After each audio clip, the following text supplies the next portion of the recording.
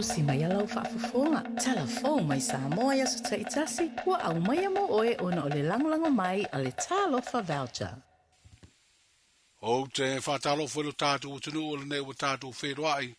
O le amatanga fo ilo nei vai o sa fau. Whianga i fo ilo tātou utunu i ngā ruenga ma whiau masani. Tautua amata usi mai ana whaafafonga. O Samoa le atunu lai titi o le li o malo le tāu pulenga wa amata i se tasi o tau mawhainga. O se porkalame pui pui ai ma whaasao le si o manga. Mai o tau unga po plastic ze la fwai.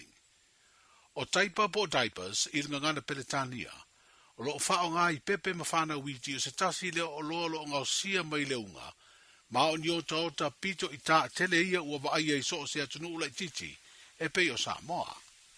O wha maunga o lo wha ilo ai e tu sa male valu se lau ono se fulu miliona taipa. E whao ngā i pepe ma whana witi e tunu o le Pasifika. I te tonu o le tausanga. O se alfa inga tele na ua. Ona o le alumia i le whaatau ma whao ngā.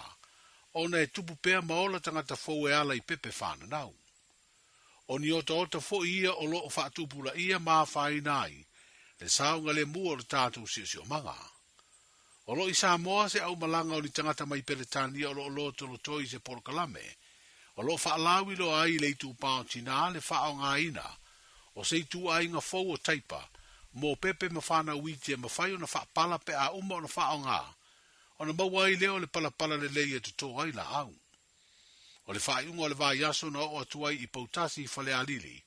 Sui o lea polo kalame mō le whaalawi lo aina o lea awala po o se meto tia fau. O le tasi leo nuu wa amatai le nei tau mawhainga. Whaatasiai ma le fio anga o mō taa. O le atunu o saina o loo ngau si ai le tu ai ngau taipa fau. O loo whaalawi lo ai lea polo kalame ua ngau sia. I le sila ma mao e mawhai o na toe whao ngā. E peo na ave whaapala ai maua ai le ele fau. E le lei mō la au te tō. O lea polo kalame o loo fuafua e whao atu i atunu ulai ti uma. Po small island states o loo avea masui o malo o le tau. Pulenga ia mao se tasi o fuafuanga. Na whaalawi lo ai le fono tere na usuia do tātu o tunu. Ini vai yaso e le ima mau atu.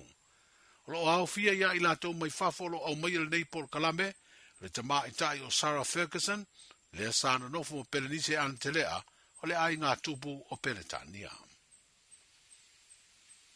O tāpenanga lo whaatino o wane ngā ruenga le avesea uma o sua au, mai le vaasu e sua e le manawanui. E whito a wha ngā solo pe a mai atu ina atu le fuafuanga po le plan, i le ofisa sidi o le pūlenga o le mta ngā ruenga te tere mpa whala wa inga le malo. O ia leo lo te fono o le komiti, e whaia ngā ruenga e pui pui ai le si o manga o le ngā tei whare o le tātu utanu, mai ni sua au masa.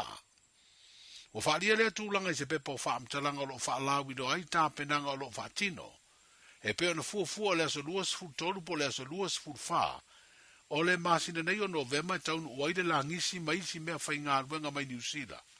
Mo le whaia leo le ngā ruenga le avesea umosua au umai le vaasu e sue, o le fita o le sami o le malo o New Zealand leo lo ngoto, i o ngā sami i saute o lo tātu putano. O whaelo mai fo i le awinatu i New Zealand o pusa o loa po containers e tolu, na tāwhewhea ese ma le waa, lea na manuia ngā ruenga mo le avesea mai ngā tei whale, o nuu o lo ngoto ai le vaasu e sue o le manawa nui. Na avesea atu ma Samoa ia pusa o loa, e le vaa o le fita o New Zealand le Canterbury, lea sai lo tātu utanu i le vaa yaso o lo whenga iei Samoa, ma le talinga malo i le fono a malo le tāmpulenga. I le tele o tau sanga lua e le tina le sunga papali i Dr. Vio Papa Annandale Atherton, i le tomai whaafo mai, e le ngata i te tonu o Peretania, ai na wha awau i lo tātu utanu, ina ua fo i mai i Samoa ma wha amautu ai balo na ainga. Ai o se tasi o tina, sa au na inisi o whaalab tu patonga tu ma o tina matama itai, e le ngata i Samoa a o le Pasifika. O le amana tua lea tina o le tunu uilana tautua whaafo mai, ina ua whaamana waina le matei siria na ngā ruenga i le ola nei, i le valus fulfata usanga olo na soifua. O se tina sa avea fo i masui o le whaalab tonga e ta ua o le Pan Pacific and Southeast Asia Women's Association po le Pisiua, whapea na avea masui o le mapusanga o ainga, whapea fo i le no whanga lo wa ai tangata ua a fia, i le ngase o le mafufau, le Caution Trust Mental Health Services, ia mau ia fo i o se sui, o le Samoa Voyaging Society whapea le asosi o fomai le Samoa Association of General Practitioners. O lana au nanga wha fomai tu maoti, o lo si le fia le tōtele na lātou whaonga aina na tautua, a o iai lea au nanga, i se maota i le maanga whai matau tūtai e pia, ia mao i o se tasi o fomai na whaapitoa, i mai tōpo mai tanga o le tū pāo ta mai tai. Wa whamautu nei se whai unga le komiti whaatonu o le pūlenga le laka pi Samoa, whiwhiringa o whaia o ngā uru mo le tātou au laka pi teito fitu o ta mai tai i le manusina, whapele au teito fitu o le manu Samoa, i le whamoe te pena loa ia au e lua, mo le tāmiru sanga le Oceania whaia le masina fau o te sema. O le whai unga le vai aso na whai loa i le laka pi Samoa i se pepa o whaasa launga, le whiwhiria o le ta mai tai o whiloi Fatima e Neliko, e avea mawhaia o ngā ulu o le au laka pi teito fitu o le manusina, a o le tō whama tamua u Pati Junior Salima, o le whaia o ngā uru whiwhiria leo o le tātou au laka pi teito fitu o le manu Samoa. O le tamaitai a whiloi sa ta alo i le manusina ma sa avea foi, ma whaururunga o por kalame le atina o le laka pia tamaitai, le Women's Rugby Academy. O ia foi wana ausia le tūlanga le World Rugby Accredited Level 3 Coach, ia masawhai foi masui o le tātou au laka pi pa ia Samoa, na pine aulo i tā longa whaavao malona tau sini o ai nisi o au, mai e tunu o le Pasifika. O matamua u Pati Junior Salima, sa avea mawhaia onga le tātou au laka pi teito fitu i le vaianga o li i le mātutua, e lalo le sfurvalu tau sanga po le under 18.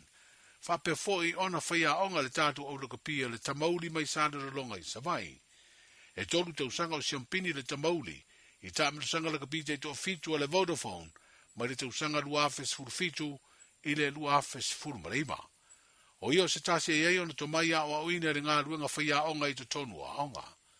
Mo whaalia le pepa o whaasana launga, o le ato ilo lona avea i mawhaia onga uru o le au laka pi fitu o le manu Samoa, pe a mai le tāmiru sanga laka pi teito fitu a le Oceania.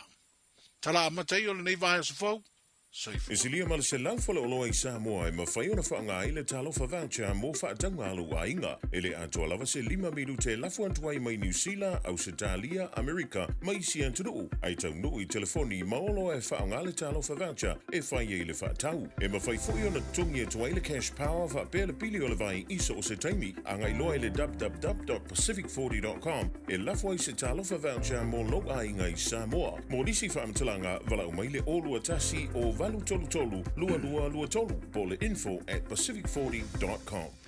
Whawhanga le tātou tinu i le toi whaasalawino le tātou tala mai Samoa i le whai ungo le nei fo i aso ngafua. Ea ma le amatali o whi au mga nuenga le tātou tinu sa e halau sua i le tai awana le ila.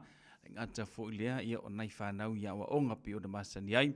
Le amatanga o whi au mga nuenga pi o na iei le nei vai aso. Ia le lofa mleanga lei o le tua o te ina mailo tu soifua le ngata fo ilo so mata wola faa wau fe au mangaruenga a meisi o por kalame faa nga solo ia ale pa ia le male mamalu telo le tātou tinu pe ona ia le amatanga o le neiva ia so ai ua tātou wanga atu le faa i unga o le neifo i tausanga ia o le angale leile na o le atua ia i le pule faa so e mawai ia le malosi ia o matou mawai fo i le ola aua le whaawawino o tātou porkalame maise ia o le tātou tautua pe ona iai le radio Samoa se 45 iwa tolu a mo whawhetaia ia le ngaluenga whaiwhai pea ia ale sunga ia autanga vaia tipi autanga vaia ia whapena fo i le whaletua ia lilo mai awa maina vai mo le tu whatasia o tātou tala fo i lea vaiaso ma lea vaiaso pe ila ona e whaafonga ia tātou tala ia o le amatanga o le nei aso ngafua ia ma le taimi mulimuli i lunga radio Samoa i le nei fo ia so ngafua pe ona iai ia le tu fatasio tātou tala mo le whaafonga mai le tātou atenu. Le ngata i tutonu au te roneisio o se no whanga whapena foi au se Italia, Amerika, ia maso se atunu ula volo nei la lolangi wakala ku iai lo ngafa, ia ma e sola tu iai ma e nofo ma e city pretty, ia ma e whaasavili vili ei le mānai o le ea o le nātunu. Ia atu mai pia mātou i nei i Aotearoa nei, e lau whanua na soifua maola ne aile i atau a savea. So se akungu o le ngila lolangi ua fo i mai aile i atau. Ia mela na lala ua mae atu male la tautua, ia malesunga ia Isaac.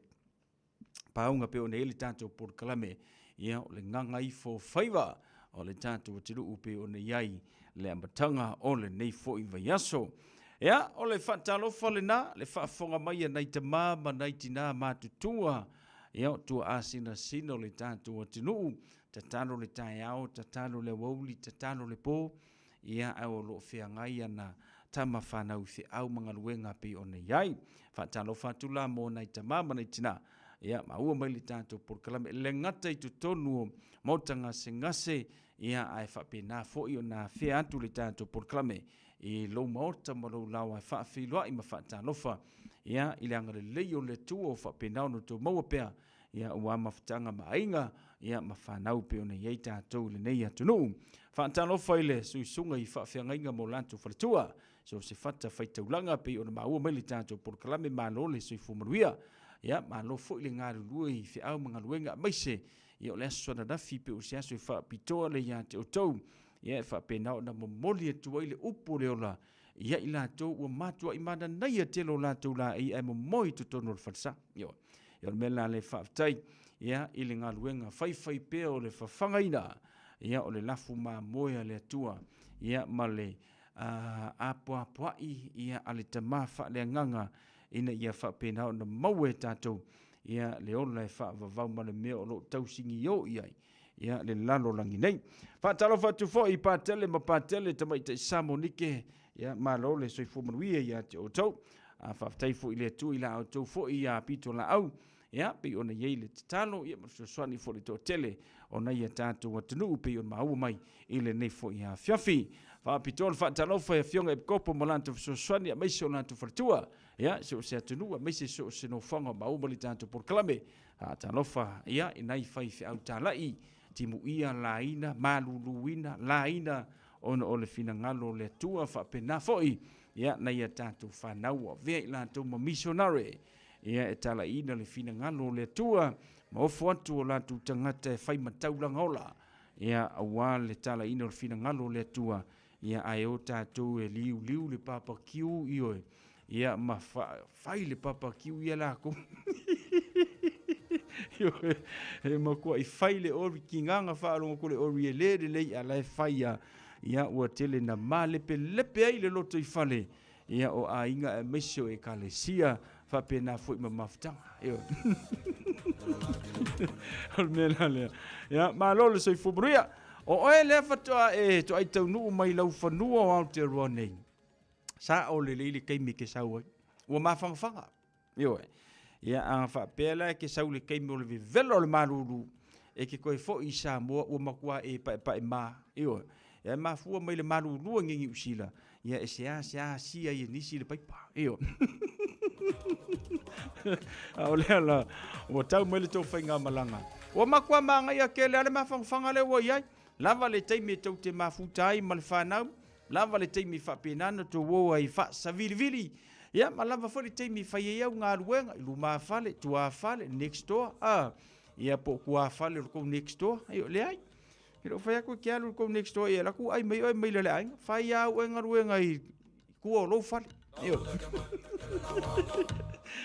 le tātou por kalami pe one ele nei a fiafi amatanga o neva yaso ia ma le tātou tala pe one ele whasalawino tātou tala mai Samoa ena wa se fulu maritolu miru te wate ali tu la fitu tātou se atu se vainga le tala o le taungu tātou whai ele se tātou ori ma se tātou tala tātou te vai a fiafi o le nei maanga ele fiafi le sāva li vari whai sina wha malostino ia la tau ia au alu fuala kupe le tui me ke rei kupe la vaenga la ai ke whaamaru si kingo a oi I lungo le au ala sa vali ia pe faisi ngau ka mo I kuo lo fale po lumo lo fale ia peke si kepua oi ko kongo lau si king room voile le kia lau TV ma e on ia oi ala maua lo soifua maloroina fa mawina le mafanfana o le so se fulu ma le ono tikiris fulu no malumo tatou le nifo ia fiafi o so le lai le se fulu iva minute te le fitu le tai au mo mali atu le lus fulu minute te le fitu le fiafi o le so langi le lele tulanga le tau pitai na ia nai vaenga na to ulu mali e pe to ulu le mu ai le timu ia pite iane langi le leilava ia ile na yaso aso tae fa mawina se fulu ono tikiris fulu ono na malulu langi le leifo le tau mo tatou le aso tae se atu le onga to tono le neva yaso lus fulu le lua tikiris fulu malvalu lona malulu pe ona ye tatou ile ne fuvanga ole a fiafi fa talo fa tu fo ia no to telo le tatou pito nu ka le stete ia roke vai ia ku ia le e mo ia ala e lo malulu kele kasi me la ua masani ya foi ale tatou tunu le tau malulu ka le skeke ia lo fa tu moto na langi le le tau mo to le ne fo ia fiafi sauni so fenga balanga mo Samoa po le na ua papa mai au ato pau I lingia fiafio la e malanga tu Samoa tolu se fulu tikiri le fa mai tu mau pele vevelo Samoa le tolu se fulu tikiri lua sumar fitu lona malu po lona mafun fana pe ona yai le tatu tenu o Samoa langi le leile talo le tau mo Samoa ile ne ia fiafia ai lo yai pe nei la pata inga I timunga to fata tau ni so vai ngole tatu tenu au tatu wanga tu mo le fai ngole nei tau sanga ele le kalo le kau mo Samoa Taungi sa whainga whaiva o ila tau e oe tongi le ofe o ila tau e oe whaangongota fo ilele avele upenga ia po ila tau e lama I le au kekea ia le whai maila le kitalo le ngata I whale mo tatou au kilani se furu valu minute tali tu le valu li tai au sua ngata I whale mo au kilani se furu fitu minute te ele valu I le neifo ia fiafi maumali atuai le ngata I whale o au kilani o ne hunga wha mawina tasi le minute tasi umare tasi le tai au sua ngata I whale maumani atu le luas furu ma le wha minute te asumaritasi le poa na nei ea ma le no whanga o manu kau hetsi le mele mātou te iai luas furu ma le valu minute ea te aile tuna furu li tai suar ngata I whale fitu minute ta asumaritasi e le poa na nei o na toe maumali atu i leo le ngata I whale mo manu kau o le no whanga o whaase enga mai la tō fio e whaase se ma male le mo atuai ma tawhi whea atuai ma leilo lo ai muri mai pin se furu iwa minute te al se furu suar ngata I whale se furu ono minute ta sumaritasi i le poa na nei o la tō e maumali atuai le ngata I whale mole ma tawhanga po le no whanga o whaase enga muri mai pin se peo na iai le tala o le ngata I whale mo tatou i le nei a fiafi kalena whainga whaiwalo ki kirikiro kwa I mai le aso se ia pa ia la so luor vai aso asau oka manga ia le talo le tau pe ona failo mai ia fa pena furika leno le fainga faiva ia male tulanga pe ona ia le ngata I whale pule o epo fere vai nga kia nga ia ale fe mesi vai nga mo ko beautiful pani e por kelo le ia so se maka fanga lava o le a e asia I le nei a fiafi po nga ngei va veau ia pe ke alu I usu ma ko nga lua e koso lau pau pau ia vai lau pau pau ke u follow nge se ava o tala nao le tau mo tatou ma ngata I whale o le tatou tenu kalena o whainga whaiva report to mail officer vai tau I au kilani 24 hours a day, 7 days a week. Radio Samoa streaming live on www.radiosamoa.co.nz.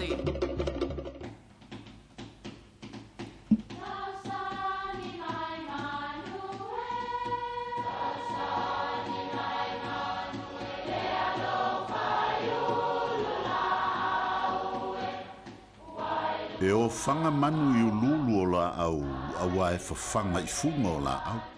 A o le tangata, e whawhanga I upu matala. O le mawhileo o alanga upu mamuanga ngana Samoa maona whaapongai, e a fua I lona sio mianga. O lona lea sao I le whaatufunganga o le iloa whaale aso, mai le tautua se ia o ina pule. O alanga upu mamuanga ngana, ua lanto mamanuina le tō whamanino a Samoa, mana tua foi, e tāo fitau muli le atunu. O le mawaenga nei le vasaloloa. O upu nei e whaapea le tala o upu a mali e toa na whaafetai ai I atui manua ina ua whaamawai atu, o le a foi Samoa. Tui manu ai, o le a au foi Samoa I lo vai whanua. Se ua malie lau teu whaatupu ma lau whaatamali.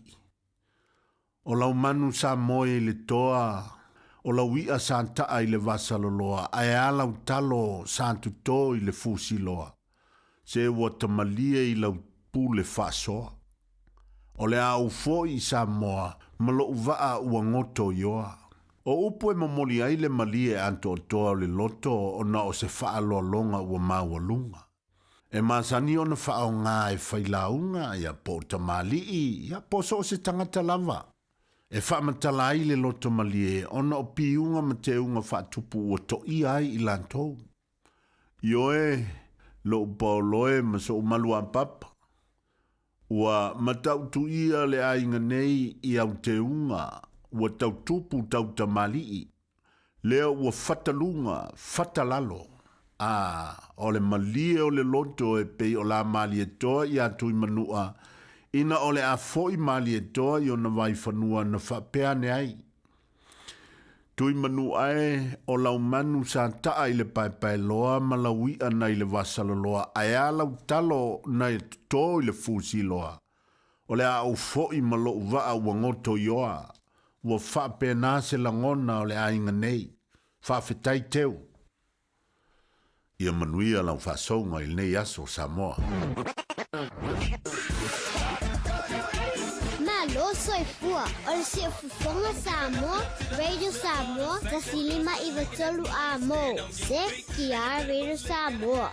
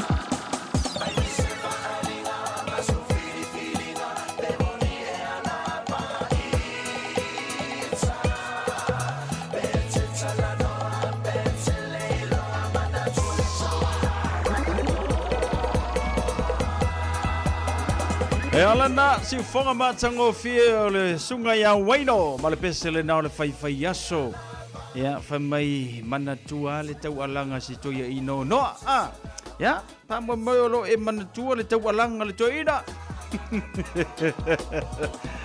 sa yo se mo wa fea tu fa talo fa ma fa fe lo ina le tanto wo manai paanga le mafuta mai le tanto por kalame le ya fiafi. Ya, mana tau tua radio Samoa sa furu lima iwa tolu amo na mai la matanga fe amunga luenga le nei songa fua manga ia ke lo melo wo ulo wa e fie le fia file nei langa fu i le watanto wo savan valia tu le fai ngoni tau sanga ma singa fo ngolo wi wexa mai kele ka konga luenga e kolu le fava yaso e malo lo ai you are lucky people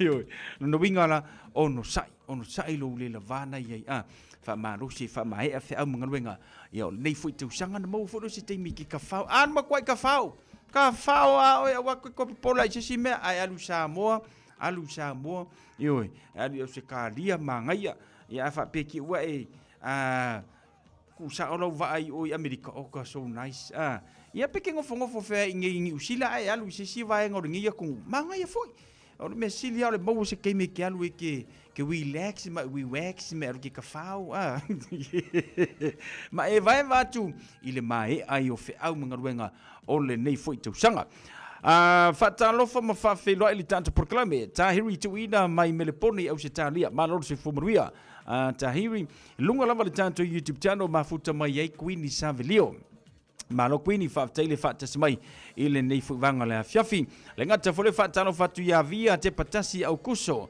le mafuta mai le nei fiafi mo moli atu lo fa anga le fa fengainga ya pasta amosa ma fa le tua ya Sarah le kale si i manrewa ya lo fantu te patasi nei Samoa manuia ya le tanto por kalame lo fatu via te patasi fa tele mafuta mai le le oe ai wa faisinga u uru po sa wa sa miki o ka se mangaia ya lo fatu via fa tele fatasi mai Samoa tavai paka malo se fu manuia tavai fa tele fatasi mai le nei fiafi fa fetai atu ya tira ya mole shaino le tanto por kalame ioi ko minga fa peki ki alo muki vali mai alu ro foi ka kango se atu ka ko pokalami ka ko o mapa o fo ka ko se ka ko ke ve vale fa pe se ko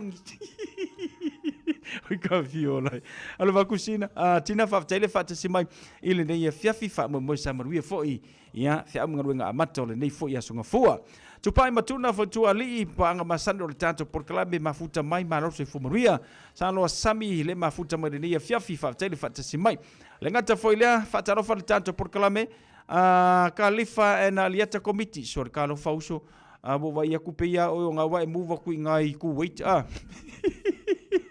ya lo vatu para fa tele fa tsi mai fa taro fa tu le tanto tu ya to ela misa le mafuta mai timaru wika fiolai o ko se mamau me le mafuka mai ai to ela alo fatu ato ela misa ha mo na maria o masiu ainga le na fo tu ni sila ropena sa etasi mano se fu maria ropena fa tele fatasi mai alo fatu mo o masiu ainga me ali alo pulo mano se fu maria fa tele fatasi mai ya le ngata fo le fa pito le fa talo fa mai ya pangatia tau ese le mafuta mai I si umu Samoa pangatia alo fatu mo e fatel fates mai nei fiafi Nicola ulu le ngata fo le felicita tu ese malo se fomria fatel fates mai lungo le tanto YouTube channel Amelia Famona fatel fates mai le tanto tu alo fatel mo auto pele di so vale ya le ngata fo le si uso ya simani to fila yo kakare sa ori pesia vana avani ori kuku angimo alo fa ku sia mani fa moi o loo e kamale leipea ile nei foi teimi se ia ulia le fai ungo le nei tau sang ngai manga ia ngai ku mau alo kamale leit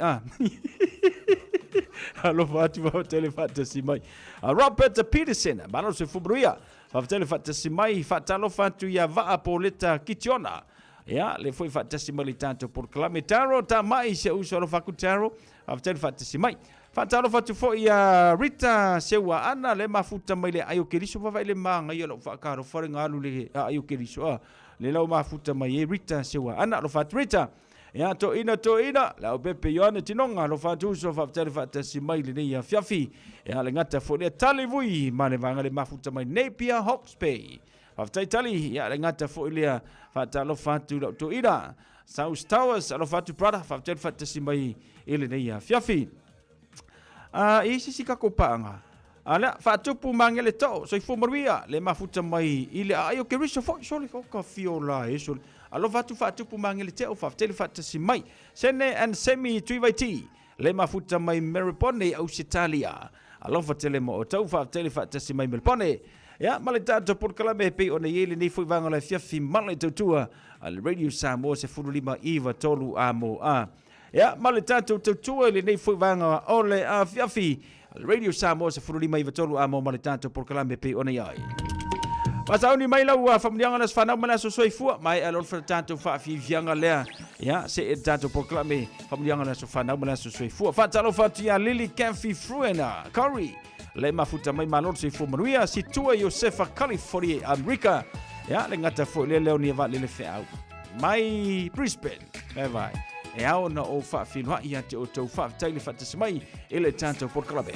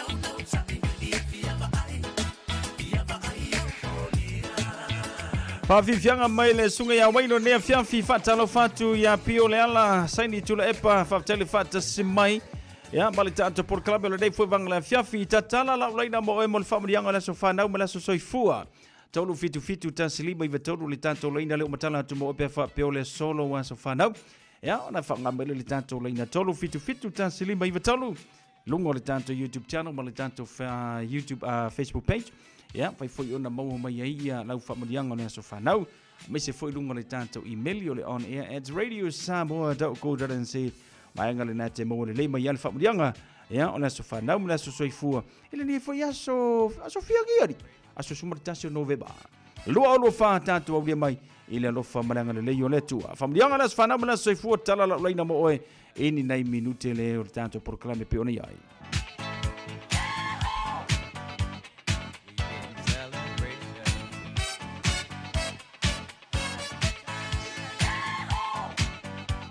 Alalai e la u imeli le wa tanu mai ta u le nei foi vanga le fiafi ia mai siolo.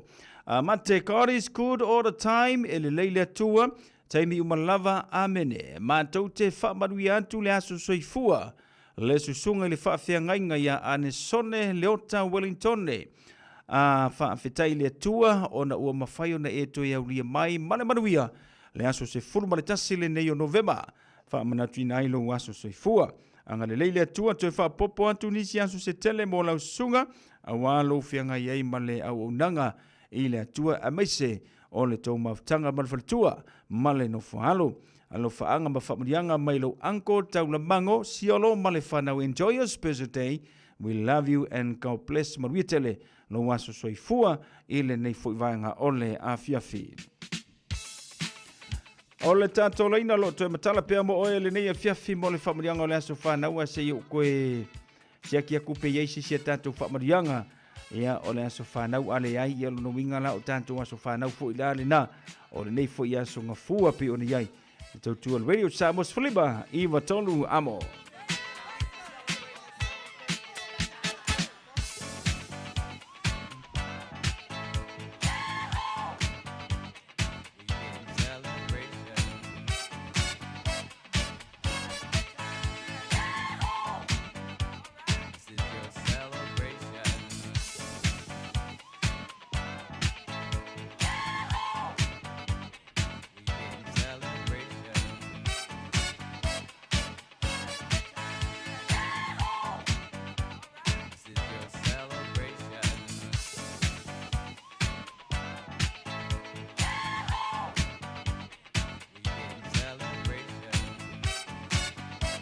Ya le nei paulana nei tatu famalianga lo tanu me tau le nei foi vanga le fiafi male tau tua le Radio Samoa.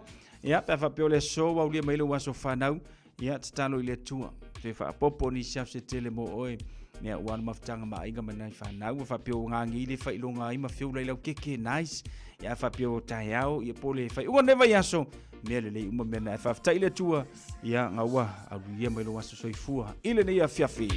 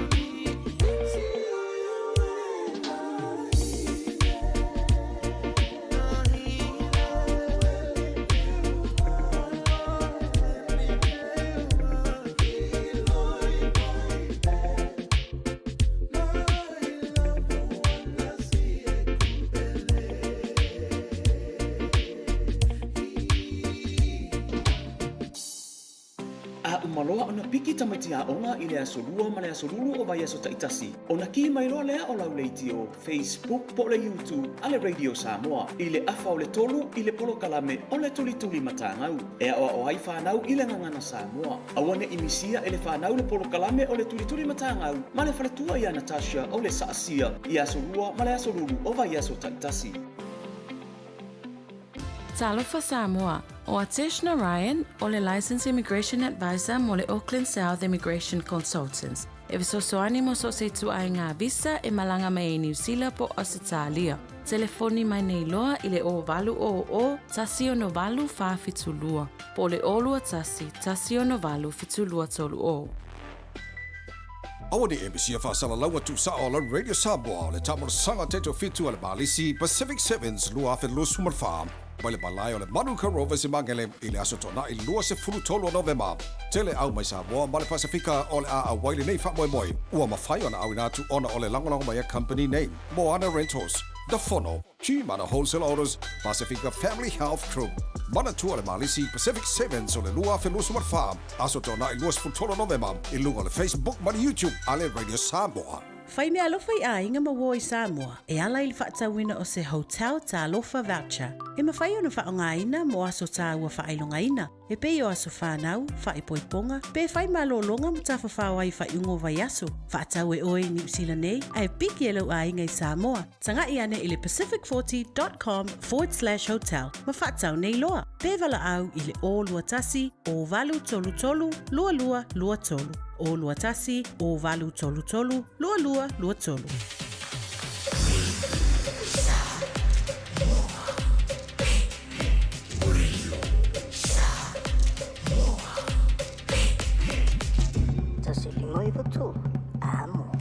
Nai a tātou whāsirisilanga lau tanu mai a tau le nei fuwanga la whiawhia o le itaina le tū lai valu. Ia, tā whole tū lai valu whatasi marasunga le whawhianga inga pasta poni for the team o le tātou porkalame tū le upenga i le loloto pe o masani le tālu valu. Ia whiawhia sunga fua vai aso teitasi. Tima No Excuse Sumpa, tānou wha Samoa mana tua le tātou Sumpa. Ale team No Excuse e whaia le i aso tofi pe o masani ai i le Omai Otara Music Arts Centre i le taulanga whātaua Otara i le awhaleono i le awhiawhi. E le eise tutongi o le nei sumpa, so mai tātou whiawhia, ma whamarustino a wale tātou soifua manoloina. Maua le tātou team No Excuse le tātou siono pāse lau Alexander Cressy i Otara, ea po le no whanga masani o no whanga soloai, le tātou sumpa i le nei awhiawhi. Vau filifili ma le tusi o le songa. Awane ngalo saulo minga o le tusi o le songa, whatase ma le lolo minga, o le vau filifili e mauai whaalupenga o Samoa i sisifo tutuila mamanua o nisi o tāla tu o Samoa o ala ngā upu le mata whaioi ala matai e le whainga o whaalavilave pe o le whaapoiponga o le maliu o le o seo singo a inga whesila whainga o polo se i whaaloalo whaalangingo i kalesia ma le tele o le ngangana whaaloalonga e fitus fulu tāla alo na tau.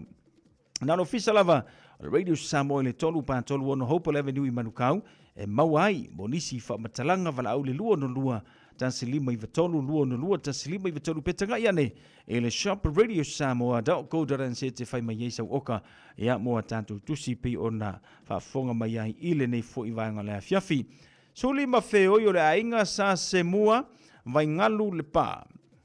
I le awa tele ma le whanalo e tatawai e talo atuai lo o taupa ia ma le mamalu o le awhaia le tātou whono a le tātou ainga i le aso se fulumale ono masina nei. November lua o lua whae le tunas fulumale lua i le awauli. Whaia le tuatusi fitu Lincoln Rowe Henderson. Talo sangatu mana o mio le tātou o waifatasi ono ose mata upu tāu e fia tala no i elo tātou ainga. Whamal mole e whaafso tai maila numero le o lua tasi iwa o lima o lima ono. O lua tasi, iwa o lima ono. Mo nisi whaamatalanga whaaftai tele sainia se nua momoe se mua fatu le tātou whaasila silanga lena ile nei fuivanga o le whiawhi. Pawalanga ka ko whaasisilanga rau ka ngumei kia o le matanga o newa ia o le matanga o newa iaso po le matanga o le vaiaso ia e tau whaale aingi e tātou whaasisilanga. Ia pela o ni e tātou whaasisilanga le nai ni a whiawhi nisi vainga te whiamo mia le tātou tautu e alai whaasisilanga whai o ne wala o mai le lua no lua tasilima i vitolu ia mo nisi vaenga te fia malamalama atili ai. O e sila fia me e whaatino e mawhaiona e umia iso fale motu le lumanai. A whai fo i iso fale motu, o e sila fia mawhaiona whaatino ni isi o fuafuanga e whaongaire equity o lo fale. A wane e misiere por kalame o le malu i fale, ia fiafi o soruru taitasi le se fulu e te aile whaa. O le a e sila fia ai au wala e mawhaiona e umia se fale motu le lumanai, ma au wala e whaongaire equity o lo fale motu, e whaata waisa isi o fale, le por kalame o le malu i fale, ia fiafi o soruru wa yaso taitasi se fulu e te aile whaa. O se tala fia nei Samoa, wei nei se tautua ma se au nanga family noto mai le company o le City Car fua tusi tasi dua lua Lincoln Road Henderson. Te maua iai le tele o tawa la poa ban e o foi tatu tawa le laiti. Tania foi la tau wha le tonu tongi e talafu mo le tatu cashback. A man tatu lima se lausi aga ia tu le lima fe tala. Fe so te mai ulungia Peter Perenanto le numera o lua tasi o wale walu fitu lua. Pe ai manau mia se tawa le fau molo a inga i le tau malulu. City Car done and said.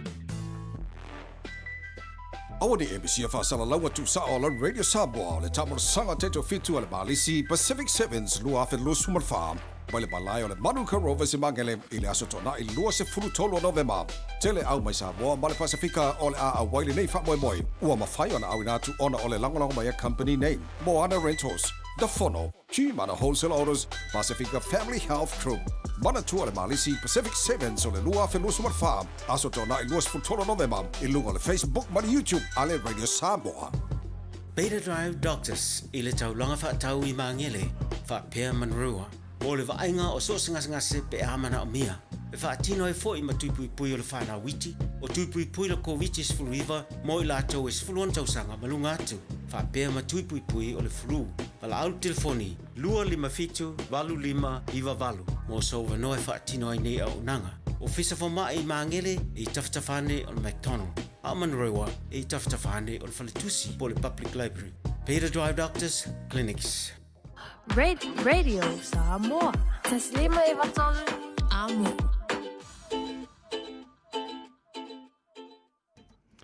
Lo tula mare tato te mira wati le nei fiafi se fulu lua minute o na talo leo le itu lai valu.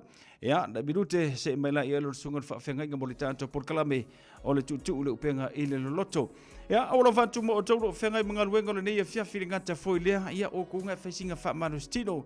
Ia, ioi, ka ua kere foi le faima faisina fa manustino wano so fua manoloina.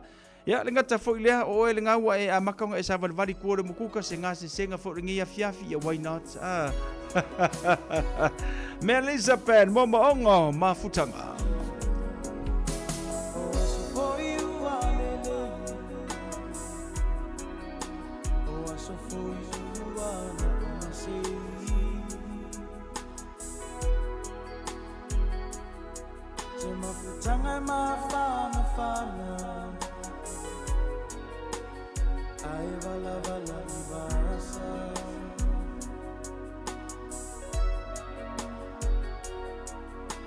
Silingi au natu e masalo salo akila muna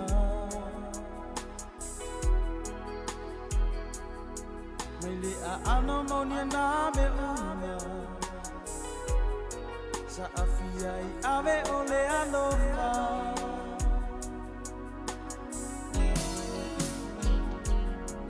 afia tiro se manle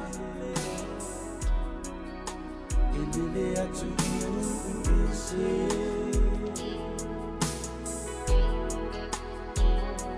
Seu manoni o te fia momodi Se ia lo fa amaoni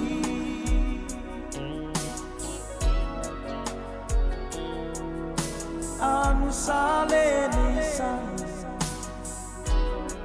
Pe anu supo ia de ele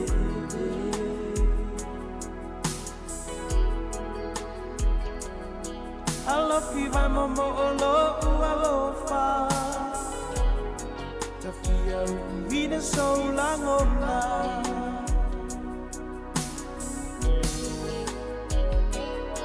Alofi vai momo olo alofa Tafia vida so langona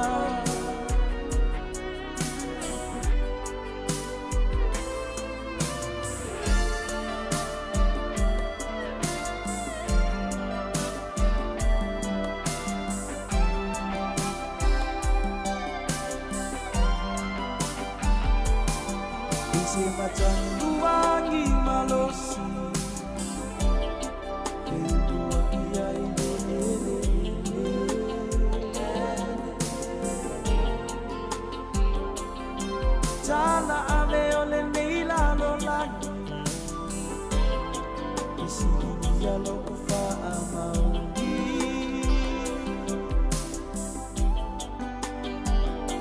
Hai o te tau tina pea lofa lofa. Tene masiki o i o ula mona.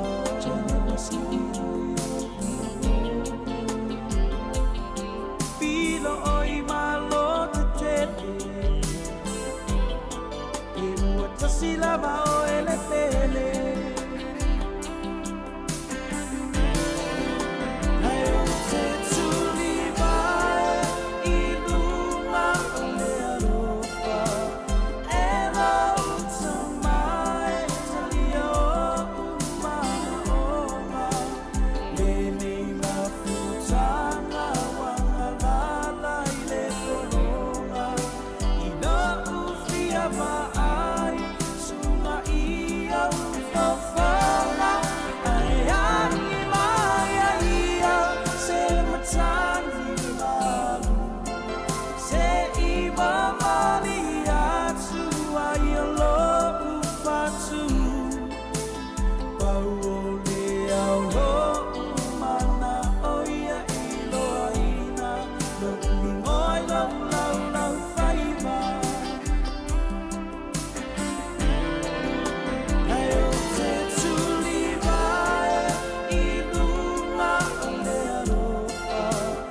E la uta mai tali o uma oma. Le nei la futanga wanga lala i le kolonga. I no ufia va ai suma ia ufofanga. Ai ai mai ia se matani malu. Se iwa mani atu ai alo ufatu. Pau o le au lo umana o ia iloa ina.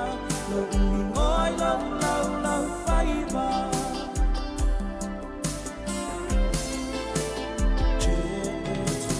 Lo umana o ia iloa ina. Lo ngoi lau lau lau whaiva.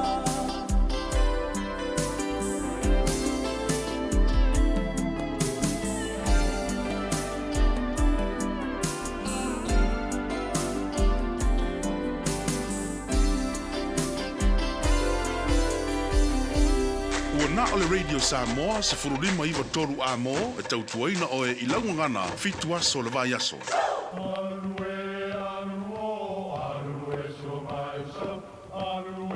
O Samoa o le atunu ua mai au na tofi.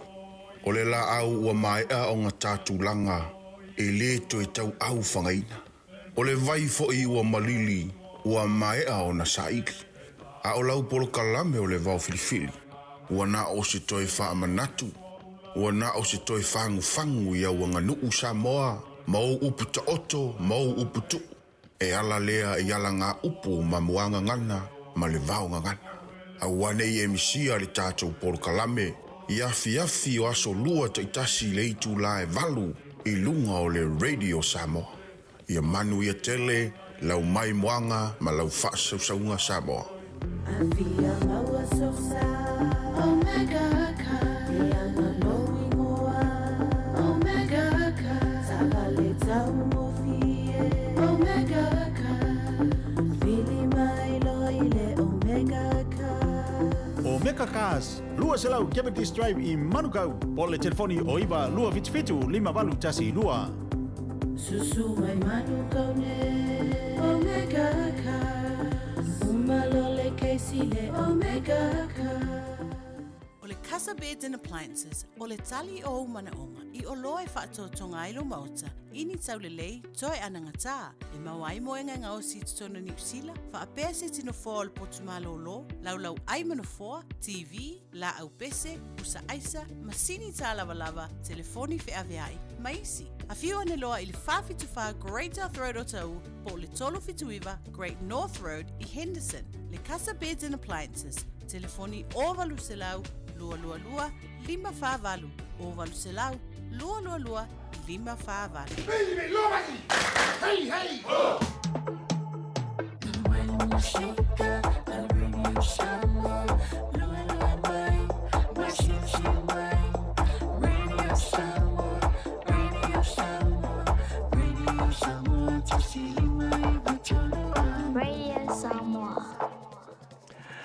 Fatalo for the tanto por kalame ya tua filo represent le mafuta mai Waikiki sa Hawaii. Io alo fatu mo oe ya tua filo.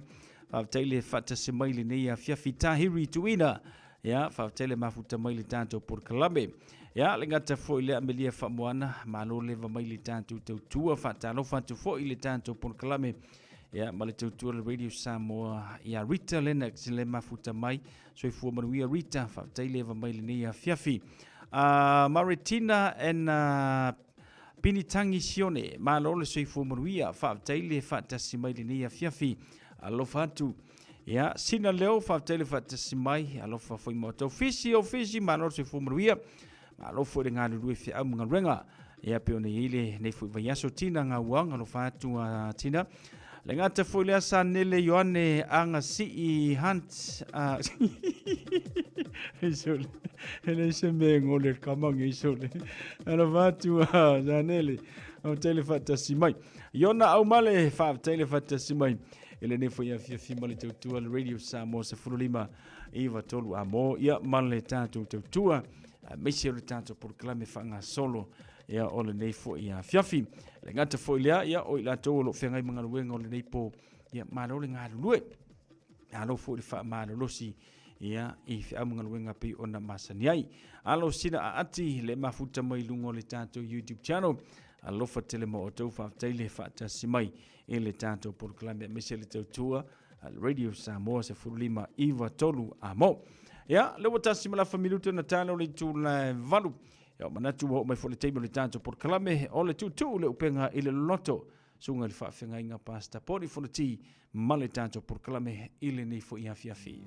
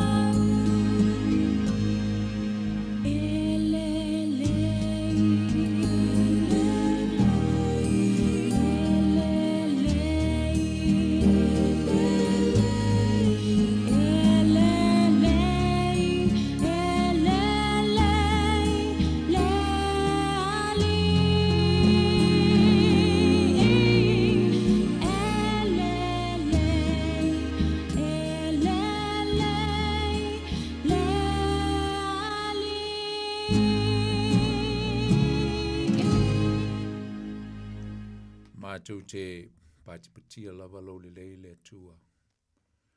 Mātou te whawhtei atu ma whape atu vi ia lau fio, vi ia oe le tua le tamā, le tua le alo le tua le ngangu pa ia.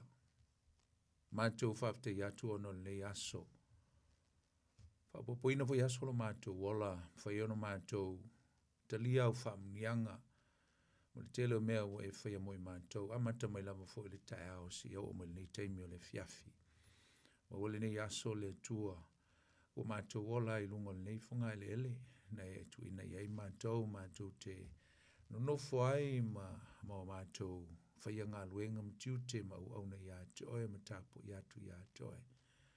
Lea ua mau atu le nei aso mātango fie, sa mātou ta ape ai fuafuanga le nei aso le tua, whafte tele lo wanga le lei, whafte lo lofa ma lo whamaoni ai mātou, le fo ua mātou vaia le tua le matau tia o au ngā luenga mamana, ala lea i le tele o mea sa e whaia moi mātou. Ia linga te fui lea o au fuafuanga ma mea ua e fwoi mai mātou te whaungaina mō lai, mō mātou manui ai le nei aso, le nei o mātou lia mai le nei taimi o le pō, le fiafi o malu mai le pōngisa. Mātou te whape atu le tua, evi ia lau fio, whafte tele lava, whafte ilo alofa, whafte ilo manatu mai. Mātou te whafte atu le tua ona o lau whamalolonga, o le telefo i o nai o mātou tu āma tina matama mātou tua, nai o mātou whanau, ia mai mātou umalava. Te tonu ua whapenao na e asiasi mai le tua ma whapenao na maua foi le to tele i mai o le tino i nai teimu mai atu al nei o mai foi nei aso. Te tonu ia sa e pa iatu ma e whamalolo i mātou lo lava alofa tu noa, whai e foi o na mawase mapsanga o tangata, mai se nisi o lo whapena o na tau ave ni mai tu ngā ma le maftianga o le neiso i fuanga i ala i mai o le tino, o lo ta oto ma iei tonu o whale mai. Whaftai le tua e lau whamalo longa, whaftai le tua i lau whamaisenga fo i le tele o nisi o ainga na ia mātou tau ainga, whapena o no o iei fo i lau wala aupa ia whaftai, e lo nganga pa ia e lo fa mafana fana whaftai lo manatu mai a e mātou e ui lava fo i na e wala wina nisi o i mātou e maise si o mātou tunu i a lo whapenao na e tuwa i mātou tu tele tau sia pe i mātou lo alofa ma lo wanga le lei a lai lo whamaoni le tua i lau tau singa i mātou vi ia oe whavavau whaftai ono Iesu le whaoletanga whai ono mātou ola ma le mautinoa ia ilo mātou whamoe moe tama. O mona e sau ni o leola e whavavau e ala ia ke riso Iesu, whafte tele, ia vi ia lava lo suafa e whavavau. Ia whafte fo i le tua no nei teimi tā ua ua e au mai a whamanoina mo le mātou Paul Kalame. Le fo le a mātou sau ni atu e talala upu ma mātou talanoai. Ia whafte tele lava i lo au mai o i mātou nei teimi, mātou whafsanga e fo i le mātou mta upo le a whenga ia i nei fiafi. Ia vi ia lava lau fio i mea uma wei whaia mo i mātou. Ia e mātou te o atu i atu ai le tua se e angalelei mai, ma futa mai, ma fatasi mai mo i mātou le nei fiafi le mātou mta upu o le a mātou sauni mātou te talano ai. Mana umia lo nganga e whauina mea uma le a mātou whaia, whau le mātou whalong, whau fo i lau au auna o le a whapenao na whai ma alava au lo lava whinangalo le nei fiafi ia e nā tia lava le tangata e whatau waa au auna ma le loto maulalo le nei fiafi ia te oe lo mātua tua tau ia ina ia whai lea ma awala e o mai ai au whamnianga e ala le whaungainga o le tangata e wha moe moe atu le mana lilo lo nganga wa o e lava e te ngalue o e lava e te wha o lo upu o e te wha mautuina ma wha mausalilo upu i o mātua loto e le nei pō, whamanuia i o tangata e le nei e fiafi o le a mātou mafuta le mātou Paul Kalame le mātou mta upu a mataina lo nganga si o lava ina whae wina le nei pō i a tu mau pe i a to e le vi inga o le whamanu o le whane tanga nei o asa umai o lava le whamavau o no Iesu lo mātou li o mātou te talo atuai. Amene. Ia e me fol nei taimi e whaatalo whatuai le pa ia man mamalu si o tātua tunu pele Samoa e lau whaasau saunga fo le ni fiafi ia ua whapena foi on tai mai e le tua e lona nganga malana te inga malana te usinga lo soi fua masomatu wola ia mwhai fōn tātou maul ni te mi tāu o whaamno ina tātou te sanga ia i le tātou mtaupu masani ia pol tātou pol klame masani o le tutu le upenga i le loloto e peona masani iai ia o la auto au na vole nei poni fonti ia o la tātou mafuta mo tātou tal noa whai ma alava o le whinangalo le tu e whaau atu e fōi se upu wha malosi ei oe wha malosi ei tātou uma au tātou iei pēr li savalinga o lo whianei so e whata alofa tuai le pa ia la silasi o si o tātou tu nuu le suafa lamo i Jesu le tātou li e whaafeilo ai tuai i le mamalu o si o tātou tu nuu Samoa mai lava fo i au auna le tua le nei fiafi mo tau msiofo ia i so se tau bine whata alofa atu ma whaafeilo i atu le nei fiafi i o lau whai ngā luenga ma lo le tau, ma lo le ngā lului, ma lo le folfola ma lo le ustaulanga i pi fo na iai la so na nafi ma le asto nai nisi fo e kale sia. Ia, i le tātou wala wina whao staulanga, ma lo le folfola le upo le tua, le fo le tua i tiu te mawhaiva ma ngā luenga, meise o me uma ma, vaenga ese o lo ministry ese o wala wina i tātou, ia, meise lava o tau o lo tausi lafu ma moe, alofa le tuanga le atu i atu tau, e li tau ngā luenga, ia ma le tātou ngā luenga whaifatasi. Ngā lolon sai, wa i whawhita auli fo o ngā luenga, ia ai o nai loa ai, ia le malosi ma le manu maloina o tātou loto e le whirangalo le tua. Ia i teimi whaingta ma teimi lutia ai le puava le tātou ngā luenga. E ma lolon sai e le ni ngā luenga whaingo fia fo i le leo ino lafo ma moe ma le whiaua le tua o tātou ngā luenga. Ia ma lolon sai, whaifo o in whaingta, lo fatu le tua ia tua lauso e ngā luenga le tua, mai se fo le tua whine ia lofa le tua, wha malosi atu e le ngā luenga e pei ona iai nei vai tau. Pa ta lofa atu i le, nei fo i taimi i le tātou, e le malu le turu, e mai se lau fo ina i o tātou tua asensina, ta mama tina mātu tua, o lofa penao na tāpoi mai ia i mauta malawa, i le aso ma le aso, ta mawhanau a alo atu i whaimam tiute o aso te tasi. Ia mai se fo la tu talo mo ma tu fai au. Ia fa manui atu le tu ia tu tau, le fa talo fa tu ia tu tau me le nganga fifia nei po fa manui atu le nganga le tu ia tu tau ma le tau ta po inga. Fa talo fa tu ni solo fa fonga mai tono mo tanga ngase le ngata foi le tonu fa bui pui o atu le nganga le tu mfa ma fanatu pa ia tu tau. Ia fo le fa malo longa le tu ia tu tau. Ia o whenga iai fo i mati ngā mawhatianga o le tino e mesi fo i tonu o whale pui pui o lo whapenao na tūri ei whaasalanga whaale malo pi ia le tua. Ia e le ngata fo i lea whaatalo whaatu i lau whenga luenga e nisi o lo ngā lulue so se tu ai ngā luenga o lo e ngā lue ai ma whenga iai fo i le mamalu le tunuu o lo o whapenao na ngā lulue i sifi o le fiafi se o le aso tai au. Fata lofa atu i atu tau ni nei po e le suafa o Jesu lu tātua lii mo lu tātua whaola. E vo steimi whai wina ai tiu te mawhaiva ngā luenga fo i atu mo le file mo i ainga.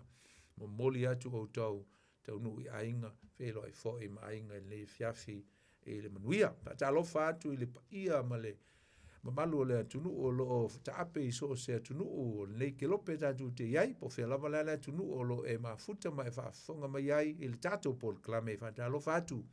Ia o e le uso ma le tua whine ia ke riso. Ia malo fo i le ngā lulue, malo le sa i malo, tunu fo i o tō wau ma wai pe o i mātou nei New Zealand.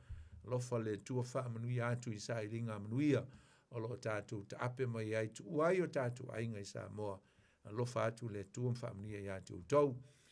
Pai fo enisi o asiasi mai tono le ai tele au kilani whata lofa whapito i atu tau. Malanga mai foi ono maafutanga ma konfrenesi, kalesia, le ngate leo maafutanga a inga, le ngate foi leo whaalawe lave o le soi fuanga e pe on tato iai le neilo langi e whaalawe lave e tula i mai o le tino. Whata lofa atu i atu tau, lofa le tua, ia mai a foi fo fuanga i tono le ai o kilani to e foi atu manuia. Pui le tua i ala uma o le awia. E ngata foi lea fai o stemi mo mol nei fitoa e mafuta mai ei mai whaalong longo ma e whaafonga mai moa mai le nei Paul Kalame o le tutu le upenga i le loto whaapitoa lava le whaatalofa ia to le nei fiafi e le swafa o Yesu le tātou li i whaola. A talofa le sunga ia sau, ma ngā lulu atu le nei fiafi ia lo au na matau tua pe ia toe e le ngata le sunga ia sau ia la au whainga luenga ia ma le pulenga le Radio Samoa ia ngā le leima wha manuia le tua i le nei au nanga i vaenga ese. Ia, e vi ia le tua, o tai mai fo i tātou, ia, e le nei taimi mō le tātou mta upu, ia o toi fo o seanga tau nuu le tātou folonga le nei tau sanga, le o tātou se malia tu le masina sumaltasi, ia i le manatu ma le selangona, ia o loo whapena ona whatasi atu pele tua ia te oe masi o ainga, tau si o tātou tau nuu manuia il whai ungal nei tau sanga, ia aivi ia le tua ia toe fo nai vai aso mtalo salo pe umal nei toe nai vai aso se fa ia ona tatou malo fo le tatou Paul Kalame ia ona tatou ho fo le ta fa o yaso malo ia toe fo tua fo style fo le te sanga ai tau pulola i le anga le lei ma le lofa le teita inga le tatou matai le langi ia e via le tua lo tatou tala no i fengainga le sa tātou tala noa maamatai i le vai aso o mawai atu. Ma o lo tātou tala noa i whengainga le atua ma le tangata. Sa tātou tala noa ma ia mata ua foi e fitu whengainga, e ono whengainga e whengai ei le atua ma le tangata. Ia a olo iei ma se whengainga, ia o le whengainga e a awhia ai ia le malo atua o Israelu, le ai whaingoina o le Palestinian Covenant ia po le whengainga wha Palestina. O isi la whengainga ono, leo tātou tala no i le lua, ia lela tātou wha solo atu lava, ia tātou whengainga e peo tātou tala no ai wha peo po le hale, mea le tātou tala no i whengainga e tāua. E le na o le nuo Israelu e tāua i whengainga ngea le atua. O le tua e na ia wala awina lava ia le nuo Israel le ngata foi lea o le whengainga i tu atu o le nuo Israelu pe o le whengainga i a tamu le ntatu tala noa i tolu vaenga le ngata foi lea o le whengainga le tua manoa na amata ai le fōwhang fau po le laulangi fau ai e le ima se whengainga o nei whengainga o ai le lua lea i lumatu o le amataina o le nuo o le tua i Abraham. E leima se whengainga e countless ai pe le whaitawina ai i anu ese. Tāua uma whengainga i ai ase se ai a te taua tātou i nei mau whengainga uma. E mafu whaulo loto i ai e le tūlanga o le whawina le tua ma le fōwhanga ma ia ma fōwhanga whata atia le tua mai lava i le amatanga. Na amata mai i le meta o le tangata, e li amataina mai a Israelu. Na amata mai i le tangata, o le tangata la, a man, po atamu, uma eva, e a fia o mai tangata uma. Na ala lavao na filfili e le tua, le nuu le nei o Israelu. Ina ia, ele ngata ina ia faise nuu e loa ai o ia. Ma whailoa atu ai lona matautia i nu uma o le laulangi le waleanga. Le na lai ona whai whaapitoa le malo o le tua o le nu o le tua. A i volisi mea whaapitoa na lai ona saunia le tua se nu po se malo. E awala mai ai tutono le malo lea. O le whaa o le tanga. O le awa uma o nei e fola mai lamarikene se tolu o lona whaipo suma le lima. E manaumia se tangata, e manaumia se malo, e manaumia se ainga, e manaumia se whawhine, ia whaapitoa.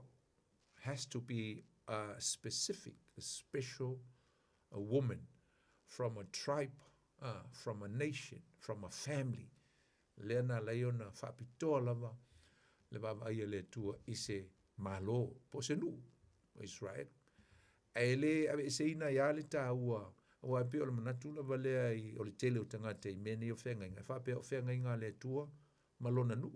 E ai isi se na amtalanga. E ui lava na whaapitoa nisi whengenga mo Israel. Ai sa iei li tā ua, o lo iei lava li tā ua, ma le pipi ia tu whaatasi ai, o le tā ua o nu ese. E loa ile lofa ma le anga le lei o le tua. E le i whapea na ia aveseina pe na whailunga ina ia ni tangata e lofa ia i mai le amatanga. E lofa le tua i tangata uma. Le la sa tatu tala noa ia Adamic Covenant o le whengainga maatamu i tolo na vaenga, Noanic Covenant o le whengainga le tua manoa, ta pena mai e ina, fo i ia se tūlanga o le amataina, le toi amataina o se lalolangi, ia ma whaataape mai ai, ma tau whaina i whaataape, e ui ai le i taape, ia e whinangalo nao le tua mai a noa, uma le whengainga noa, na promise ai a noa i tūlanga i le tu, o mai se malai e se lolo tūlanga me whapena, ling tatu tal noa i whailonga le nua nua, sau le whengainga Abrahamo, ia, msalo le anta atu ngata i le whai unga lavo le whengainga le tua ma Abrahamo, e tele mea na promise atua i le tua i Abrahamo, e uma tatu tu e pa i ai, ia le ngata fo i lea, na amata mai na i Abrahamo le whengainga lea o le Palestinian Covenant, le na fola atu le teo nome, lusu maleiva, ia ma le tolu se folu, na tu e wha potu potoina, le nu o le tua, ia ma matu i ona lau ele ele. Ia, na mai ala ia lea, wa Palestina concerns the land of Canaan. Noinga o le Palestina e wha pitoa mo le lau ele ele. O le vaenga o le whenginga le tua ma Abrahamo. Ai le ngata lea. Lana na toi wha fau ma toi wha manatuina langa o Mose. O Mose lea na toi wha fau ina ai ma toi wha manatu le whenginga lea. Le whenginga lea lea i le Deuteronomy. E tu se Deuteronomy. O lo toi wha manatu ai i le whenginga lea. O le whenginga le tua ma Abrahamo e Palestina. Salo le na whea tu o Deuteronomy. Ai lea o le tusi a Kenesi. Kele se surma le lima lenga promise ai le tua i lau ele lea. O i le Deuteronomy lua iwa ma le tose fulu. O ina pe ina toe au mai e lunga e le tua le whengainga le Palestina.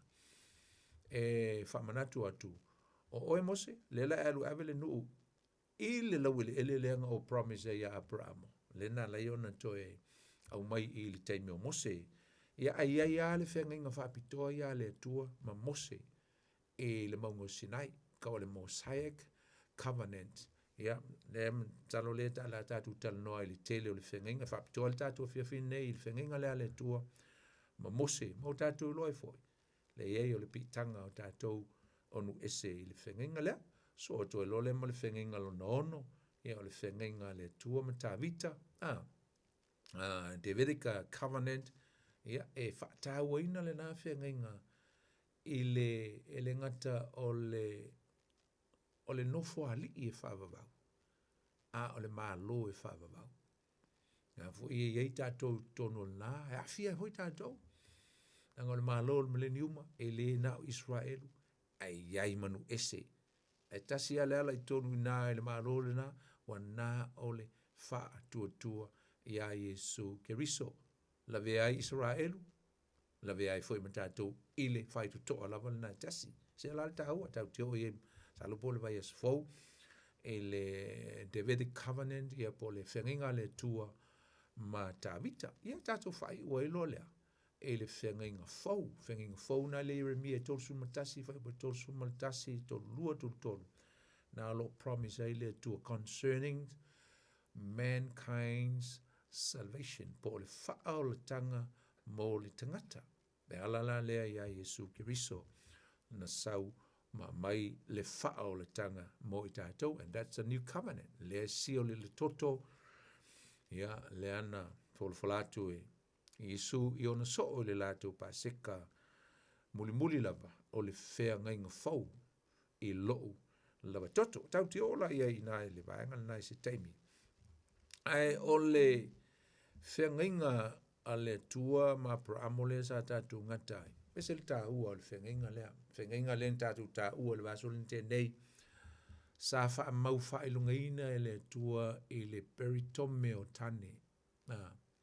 No inga o le nā mea. e vavai ese mai ai e isolate mai pe whaapitoa ai lava Israelu. E vavai ese mai ai mai malo uma o le lalangi. Lango le nuu o le ai i le promise le tua o le nuu o si taulanga. O le nuu pa ia. Talo le lau taua i le lisi le lau tua. Le taua tele o le folfolanga le tua ia Abrahamo e winga i le nuu lea o le a tupu mai a te ia. Na tupu mai le seed o Abrahamo ia po Isaako so mai mai a kopo tupu mai i whanaunga e toa sulma le toa lua. Lea lana iai ia le nuu lea le ntatu taua ma fo le ntatu taua le vaso le ntene.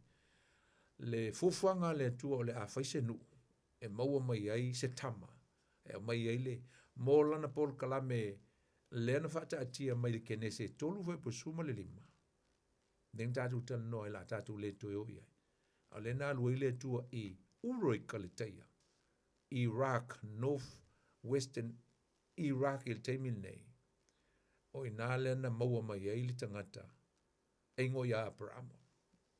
Deana fatonu le tua ma vatu ia se fatonunga ya Abrahamo. Ia po le vala wina fo ya Abrahamo. Ina ia tu ua me uma. Ai alu le nuu o le aia folatu. Au nisi lana i nei o mea ta ua lava a pe lima pe ono e la vea i tu tonu o le folfolanga. Po promises a le tua. Po aia inga. O aia inga. O le whea nginga le tua ma Abrahamo mua. Folfola le tua ia Abrahamo. O le aia whaia o ia manu tele. Nu tele. He is going to become a great nation. Nutele, no nutele. To tele tangata ole atupunga mai el tangata le to tasi. Ale ngata el to tele tangata ole atupunga mai Abrahamo. Ai ole a vea foi Abrahamo ma tangata i ole atupunga mai atea. Pole nu o Israel. E fai ma whaamnianga ole fina ngalo leo le atua na leo mana e fai se nu whaapitoa mo ia po se malo. Ia whaile nuu lea, whai mawa ainga, e le ngata e loa aile atua i le nuu lea. Ai ia whaila tau mawa ainga o whaamunianga, winga e whaila tau whaamunianga mo tangata uma. Alen whaile atua i a Abrahamo, kene se suma le lua whai upo e lua ma le tolu. O oe foi, o le a manui ai, e le ngā Abrahamo la, o tangata uma e tupunga mai Abrahamo. E te tau na whaila tau ma, be a blessings for all the nations. Not only Abraham, but everybody that is gonna come out of Abraham. They will become blessings for the nations. Ole a whaila tau ma whaamunianga. Mo le lalolangi. Mo le lalolangi uma. Sa tau tō foi le tua pe sa folfola le tua ia Abrahamo. O le aia avatu se lau ele. Kanana. Naile mta upu na esfulu mo le lua. Alon fai upu e fitu. To e mention foi le fai upu mta upu esfulu mo le lima is fai upu. Le lau ele lava lea. Palestina. Po kanana. Kanana. Le promise la le tua ia Abrahamo. O le lau ele o te awina iei oe, o le lau ele na e tau te no nofo e whai mao tau. That will be your heritage. E whai mao tau tofi, tau te no nofo ai. I lau ele na. Le gata voi lea. O le si mea tā ua i le folfolanga le tua, ma le whengenga le tua ma Abrahamo. Na ta uami o tonuina ai e le tua Abrahamo. E ala I lona wha tua.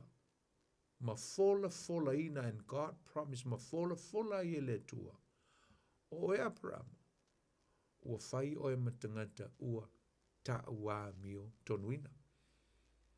Ma o le whaata inga le lei lava le nā, o le mele sa tau ma whai atu lava e le tua. E le ngata ina ua sa fio mai isu ke riso ma whamanatu atu. Fo I le nuu o Israel, le ua ngata le tu la fono, wa uma. Le mele o mana o mia, o le whaatua tua. Tai mai o tō tu la fono I. Samta o teo e pata atu o te amusi. A le ua o mai I, o le whātuatua ia Iesu Keriso. E mwhai e ona ta ua mi o tonuina o tō eisa. Ana e ta ua Paulo. Tue tepa ia Abramo, tusi oai, tusi a Roma. Tusi a Roma ngai whamatala i Paulo.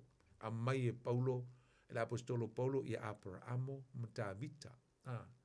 E se mta upu, ngalo i te ala mta upu ngai a mai e mwhate te inga, po mta upu valu, po le iwa se, e se mta upu ngai tusi a Roma, po le ono foi. Nai a mai e Paulo ia le to olua lea, e whai mwhate te inga. Whai atua ia i uteia. Le ai, tasi ale me tau te mwhai ai ona, ta ua mi o tonuina o tau mo o tau sao ai ele. Malo le ai tau te fio iai, ole whaatua ia Keriso Iesu. Aisa, o Abramo, ole whaautu le ole me tau ole, ta ua mi o tonuina, e leo ngā luenga, e leo le peritome, e leo le tulafono, e leo se sia mea ua afta amulu le tulafono.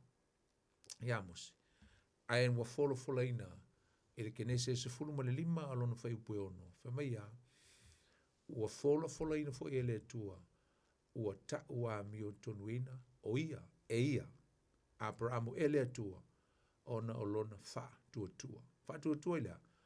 E te mila le iso i fui Yesu, a ua wha tua Abramo matali tonu I upu, the words that came out of the mouth of God.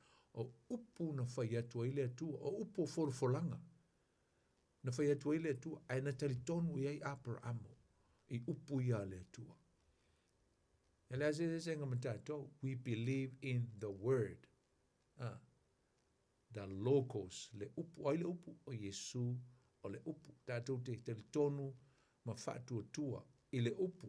Ia ma upu na, o mai e Yesu, I ana evangelia e wha. Tātou te le ai, ai tātou te whaatua tua, ma tali tonu ai, I le upu, po o folanga ma mea na sau no ai Yesu. E pei fo Abraham. Ele iwa ai ua tali tonu. Ele iwa ai mauso na tali I ele whanau isa ako. Ele iwa ai se lau ele, amin leo vai, ngā lau ele lau vai ai. Ele iwa ai sana whanau li teimi lea, ai ua whamai ua tali tonu Abraham ile tua. Ona ta ua mi o tonu ina ai leo ia. Ia po whatua tua foi Abraham ile tua. Se lal ta ua ole vaenga lea. Ele kenese na suma lima fai upe ono.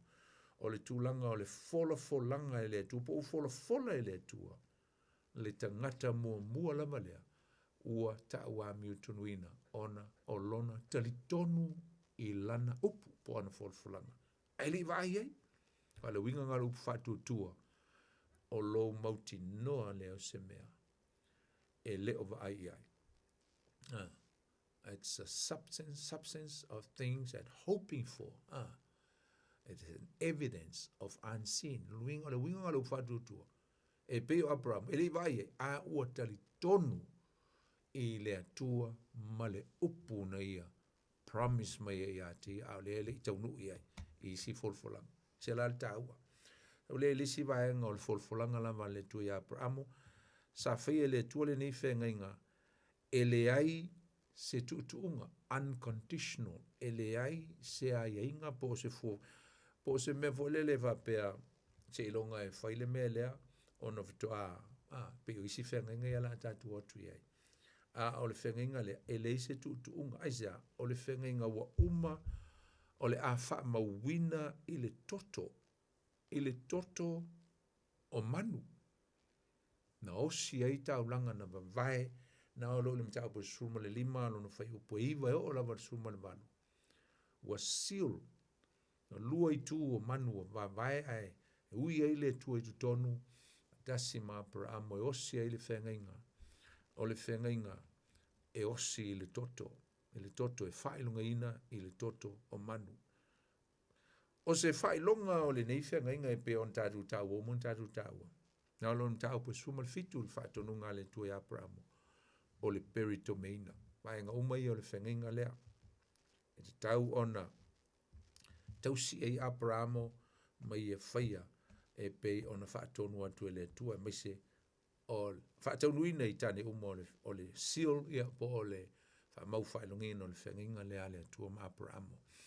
e lo ai o i lātou le nuu vavai ese. Ia, ma le mea mulmuli sa folfola le tua ia Abramo, o le a ia vatuina se atali, a son, that he is going to provide a son.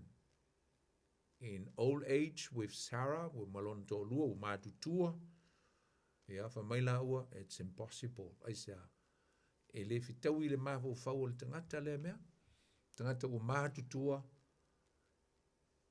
ia, fitsu lima tau sanga o Abramo, am salo po o tu lata atu le fitsu fulu Sarah, ia, I promise ia ile tua, ia, ana pito a maua lata lava ili se lau tau sanga o Abramo, ia, ai maua lolo Natali, se fautala iai, ile matau tia o le tua, malana folfolanga, sa tau ata fo lele ia Abramo le ngata fo leo Sarah isa, sa tau le tel tonu, sa ia lava le tel tonu langa o le manatu le wha tangata, e le tu e mwhaia le tangata, on tu e whanau mai le matua lea, ai le se me whainta i le tua, a whaia na fola i le tua se mea i le tangata, e whaia lava i le tua e tusa o lana upu, langa o le tua e leo se tangata, e pepelo ai e peo tātou tangata, e wha maoni le tua. When he says things, when if he promised something, he is faithful. E wha maoni, it will come into hands. E sau whatau nuu e o lava e le taimi e tino mai ai ma whatau nuu e le tua mea uma. Nā le kene se suma le fitu fo ile folanga le tua e maua lo watali e le whai upo e a le sfulu ma le ono ia por sfulu ma le fitu anga le sfulu leiva na olo iai ia le. Whaenga lea, tāua te le la le whenga inga le tua ma Abramo tātou mapitanga le fia fi tāua. Ona whaafonga fwoi la ia lea. O i e pi ona a mata mai ia le tua ona whaatino lana folanga lea sa whaia i le kenese tolu alona whai upo suma le lima. I le tama le wafine na te tui momoina i le ulo le ngata. O i le na amatai, this is where God originated, starting, the fulfillment of the promise at Genesis 3, verse 15. O i, amatai e le tua ona whaise fōwhanga i le toe whaolaina, ia po le toe whaasauina mai leo le tangata, talu mai le pa ua a tamu maeva. Since the fall, this is where God began to put together his plan and originated his plan for salvation. E ala ia Abramo. O i, o le whanginga lea le tua ma Abramo na amatai o na sau le tua, na te wha taunuina, lana folfolanga lea. Folfolanga lea. I le wha to i la loina o sa tani, i se taimi i le lumanai. Ai le ngata fo i lea. O lona fola folaina lea o le wha o laina, that he will save mankind in the future. E ele taimi o le ai e whai ai le wha o le tanga i le lumanai. O ina mata i Abramo. Wha o laina ai le tangata mai lea, wha o laina ai mai le malaia. Maleoti, wha le nganga. Saunia ai mata pena le wha o le tanga. Wha o le tanga o le ai e saunia, o le a saunia e le atua. Lona wha taunuina i se taimi i le lumanai. A leo a mata mai Abramo. Because the Bible said the seed of Abraham.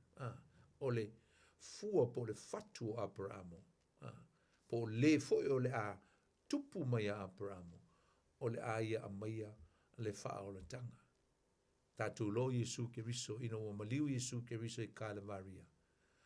O le wha a toaina lea, po le wha taunuina lea. O le promise le tua. Lea na mafuai ona ia a mataina se malo ya Abramo. E create ai ma establish wha vai ma wha tuina se nuu. Ma wai se malo, ma wai se se nuu ma wai se ainga, ma wai se whawhine, ia, ma wai se tu ainga tangata se tribes, ma se ainga, ma se whawhine, po se urungali foi, e whanau ina mai ai le tama lea, o lana fuafuanga, mo le wha o le tanga, o le tangata. Mela lena uwhetu ai, le ai e le whapea e le o iai tātou nu e se tonu o nei folfolanga po nei fo i whengainga. Te le ia o le sao po o le privilege o tātou le iai tonu i. Le ai ia i tātou i whengainga ngai, taunga e si le fia ma uloa, i tā ualo tātou su e iai mo tātou va ai ai. Awa o Yesu ke viso. Na maliu o ia mo tangata uma. E li sau o ia mo Israel, na Israel. Na sau o ia e mai wha o tanga. Mo le lalo langi a toa usom tua whawhine. Tātou se etu le whenginga wha Palestina. E le whenginga le umana o tā ua tua le amatanga. O le folofolaina le tu ia Abramo. O se lau ele. Ai sa to e wha mautu wina i le whengainga le tua ma mose ina o le asauni le nuu o le tua e anga i atu e whai mo la tau le nuu na folofolaina o le lau ele o Palestina leo mai nei o i nao o lo no nofo ai wa o te mia li otu nuu o le tua sa tumu ma no nofo ai tangata ese au sa ite au sa ite au sa peruse au sa ye puse o sa yeti molitelo tu ainga tangata o la sa kanana o molitelo si tu ainga tribes sa no foi de tonu i ai pe o le nu le o Filistia sa tele le vaenga fo o le nu sa no foi o lo anga ia tu le nu mai le fa sa o lo tonga mai e kupito. No o ina manu malo ina i o sua makale po le tele o lau ele. A o siona wha lau sa tele a tangata na tutoia i atu tono le nu. Ele ikilia ese. E mataulia la le taimi o Yesu, wha apupu le tala, jump loanga i tatu, laa loanga le taimi o Yesu. Na atu leo Yesu, a wa umana, perofete ine Yesu le mea o le ato e o ia Iutaia, ma le a Jerusalem. Ta apeloa ina ua faa, leanga ina ma faa, tafuna ina e tito mai Roma, te au Roma, ili ti a fitse fulu i e tutonu o Jerusalem, ta lepe le malu, solo pa, susunu le ai, fasioti tangata to e titi au o le miliona, le tangata Iutaia na fasioti el te au lea, ma ta ape ai le miliona o tangata, ua disperse po ua whaasala watu i le lalolangi atoa. Ua maua ilo i le avanoa o Palestina. O tangata Filistia, ma te lo tangata Filistia, e na muli ane. Ua whaingoina o tangata lava e tasi. Ua whaingoina o tangata Palestina. O tangata Filistia. Philistine, that was the original label or name of what we call now the Palestinian. Tangata Palestina le wil temi nei. O le temi la le no ese ilo le nu o le tua ua ese mai e ui ana iei le remnant po tangata sa nai tangata sa tu toe i lava ile nuu ile ai le temi le. Ai na o tangata sa le mwhaiono la tu te eina le overpower po ua whaamalo sia le whauina e tangata Palestina o a ai manuu wa o lava i tonu o Jerusalema. Le la e o maltaimi nei e le o whaingo fia le toi fo i atu o le nuu i o lato lau ilele. Ai maise lava le mea sa iai le malu o le atua i taimi o Israel po taimi o Iutaia. Isa, e lalo i ila mai ai le mosque o tangata Mosalemi le Temple Mount lea, po le mati e lea sa iai le malu o le atua. Mo whaingata lava. Mo whaingata. Ai iailu tātou tel tununga. E leise me whaingata i le atua. Wa e ei lava le tel tununga o tangata sue ma tangata Kirisiano, e mese skola Kirisiano. E o mai lava le taimine. E ei lo lātou tel tununga. e to e whātū lava le malu lona tolu o iutaia po Israel. I le mea lava lea. Mea tonu lava lea i ele mosque o tangata Islamic il te mine. E le tatu te loe le whaingofia isa. Ia, o le toto masa, e le whaingofia. Ma o le mafua anga foi lea o le tele o taua i e tutupu le te mine. O le mea tonu alea o te tonu i Jerusalema. Po ai e pū lea, a o ai e foi owninga. Na, e foi na manu malo Israelu le taua, matunu Mosalemi e ono pe fitu, e le te siva ono fitu. Mega o le 6 days battle, a war. Ne foi na manu malo Israelu, o na manu malo ina mai, le tele uisi, vaenga, sa pulea e Jordan, ma le tele uisi e tunu, ma sa lato Suria, ma le na manu malo Israel. E tu e pau halala le mele whainta, o i le Temple Mount, po i tonu ale mele, le central po le mea, o loo tanu o whema, lai tanu e ngā apara amo, ma sa rai, ma le tō tele le au paia, le au patriarch. But who knows? O i tātou te loa, winga nā o tau o lo tupu, ai, tu e tū mai lor kako kama o Trump. Ia. Who knows? Le lopo awala ia le tua, ia, wa le nau ta inga lava lea o lea foi, au na po Trump, ina ia whape nā ona toe recover pe ia toe maua e tangata iuteia. O lātou lau lele, ma mea e te tau, e foi lele ona toi foi e tangata o le tua. Le tātou te lo, te siva whāwalu, whātaunuina ai ia le whengainga lea Palestina, le olo ta ua i tonu o le tusi te utea nome lusu mariva ma le tolu se fulu, mai toi whāpoto putoina le tua lona nu. Toi whāfoi atu, e stemi tātou whita wina. Le tātou te lo le te siva whāwalu, ina ua uma le taua lona lua le lalo langi, e le te siva whālima. Ia, ai o atu le te siva whāwalu.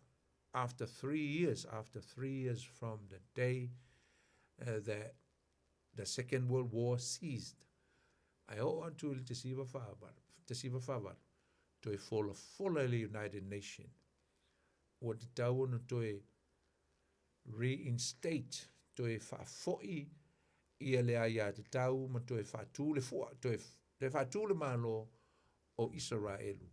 Lea sa titina ese e le tele o malo mai le whawhanua o le lalangi. O le nau ta inga lawal nā o malo Mosalemi, mat malo te tele ia ino e ita i le nu o le tua. Ia wipe ese, ia titina ese, ia. Ave ese ina, le nuu o Israelu mai le map ale lalolangi. E ita ngia tele malo Mosalemi, ia mese le tele o malo, ia le nuu lea, le nuu o le tua. Aisa, wai loa o le nuu lea, o le lau ele lea. O le lau ele pito sili lea o na tamau a inga. I le lalolangi. O lo iai, ele tele, o se lau ele e mantua tamau a inga. Tono lau ele lea. Ia, tātou wawai pe iai, tātou wawai ngā solonga o mea. Pa ngā solonga o mea o lo ta milo nei ma. Ia o telefo tangata uwe mai o Trump o le manu fe aisole. Ile ai, ile iloa ka konga mea whiwa iloa tātou pe alusi tianga o le malo o yo le karisia Jesu Kiriso. Paul me tātou tālusia ai. Ia vea Trump o se toa e mwhaiona ia. Whataunu ina ia waloanga ma soani a Israel ina ia whataunu mea nei mo le nu o le tua. Mo le nu o le tua. Aisia, so se nu apo se malopo se kalesia po se tangata e lango ma tatalo ma whaamanuia i le nu o le tua. Despite what they are doing now, ui e mea o lo la tu whaia ma taua ma mea o lo e le mane i vai. But they are God's people. O le nu o le tua. Whiololo ia me tutupu i me tutupu tono tuspa ia le tele o toto masaa. Ma tele o me ia oi o le pule le tua. Aisa o le tua na whaia le tangata, o le tua na whaia le fofuanga. E le mwhaia na whaia tu le fofuanga, i le na whaia le fofuanga. Aisa me o e whaia ia mea. That is the sovereignty of God. It stand alone. Matilatila le tu matilatila o le mawalunga ma le finangalo le tu e pule aia e le mea na te whaia. So a whaia o lai whai mai Sakaria e isa mta upolo ina e whai mai le perfect o Sakaria o le na te pai pe na te whaia se mea i ia Israel ia te oe ua pai le nā mālopo ua pai le nā tangata e le I oi mata o le atua. E ila istangata e le te tonu iai ma e whale le pi e manatu mā i upu ia perfecta i al whengeng tu e whapea ua. Mea ua uma e le toe, ua uma e le toe tutupu, e le toe eise effective o ngā mea, ma upu na, ai ei lo te tonu. O le alama e malua e le atua ontanga. E le mwhaina tu la fo ia e le atua o na tangata. E o whala lau le tatu tal noa i Palestina. O le lau ele e mo Israelu. E le mo Palestina e mo Israelu. Tangale tua ia avelo na nu e sasa mai le lalolangi. Pe o na sasa e Nebukadnesa le whenginga tuai. Ia ma Aikupito, ia ma Asuria, na ave sasa mai e. Pe whala le sasa i mai tia fitse fu na ave sasa mai solo le. E lo langi pe o mea hiki la le ngafai le nu o le tua. Ai alo fa le tua i on tangata. Fa fo i tua on tangata. Se o faita wina le teu te nome o lon mata upu e luas fulu maleiva alona fai upu fulu male tolu. E va pe alona faita wina. Fai pa suma lua. Ina ia e whaia le whea ngainga mai iova lo atua. Malana tau tonga. O lo whaia iova lo nuu ma oe i le aso nei. Na ia whaatu ma wina oe e ia i le aso nei e whai ma nuu mona. Ia whai foi o ia mau atua. E pe ona whetalai mai ei o ia i a te oe. O le nei e pe ona tau tō ai foi o ia i iouta ma o Abramo Isaako mai a kopo. Teu te no me tolu se fulu. Mai ao fo ia te oe o nei mea uma. O le manuia ma le malaia. Ua outu ina atu i o luma. Ma e manatu iai inu uma ua tulia iai oe e iova o lo watua. Po le whaasala launga le whaasala lau e le tua. Le ngata o teimi o Papilonia, teimi o Asuria. A le fwng koe whaasala lau i le teimi ngō mawai Yesu, ti a fitu furu. Whamali whai upu e lua. Ma e toe foi mai ai i a iova lo watua. O oe ma au whanau. Ma lou loto atoa. Ma lou a nganga atoa. Ma e whaalongo i lona si ufonga. I mea umalava o te whai e tuai i atoe i le aso nei. Ona toe whaae. Ia toe whaafo i leo le tawhianga. Mai ona toe whaae lea e Iova o lo watua o lau tawhianga. Ma lo whaatu i atoe. Mai ia toe whaapoto potoina mai i atoe mai nuu uma ua whaata ape ina ai oe e Iova lo watua. Wa le mta upu ia le toi whaafuina na o le whengainga e le ngata o le Palestina.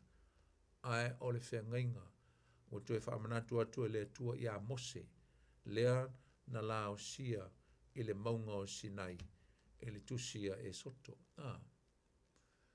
Le whengainga a Mose. Le ua wha toi whaapupula mai i.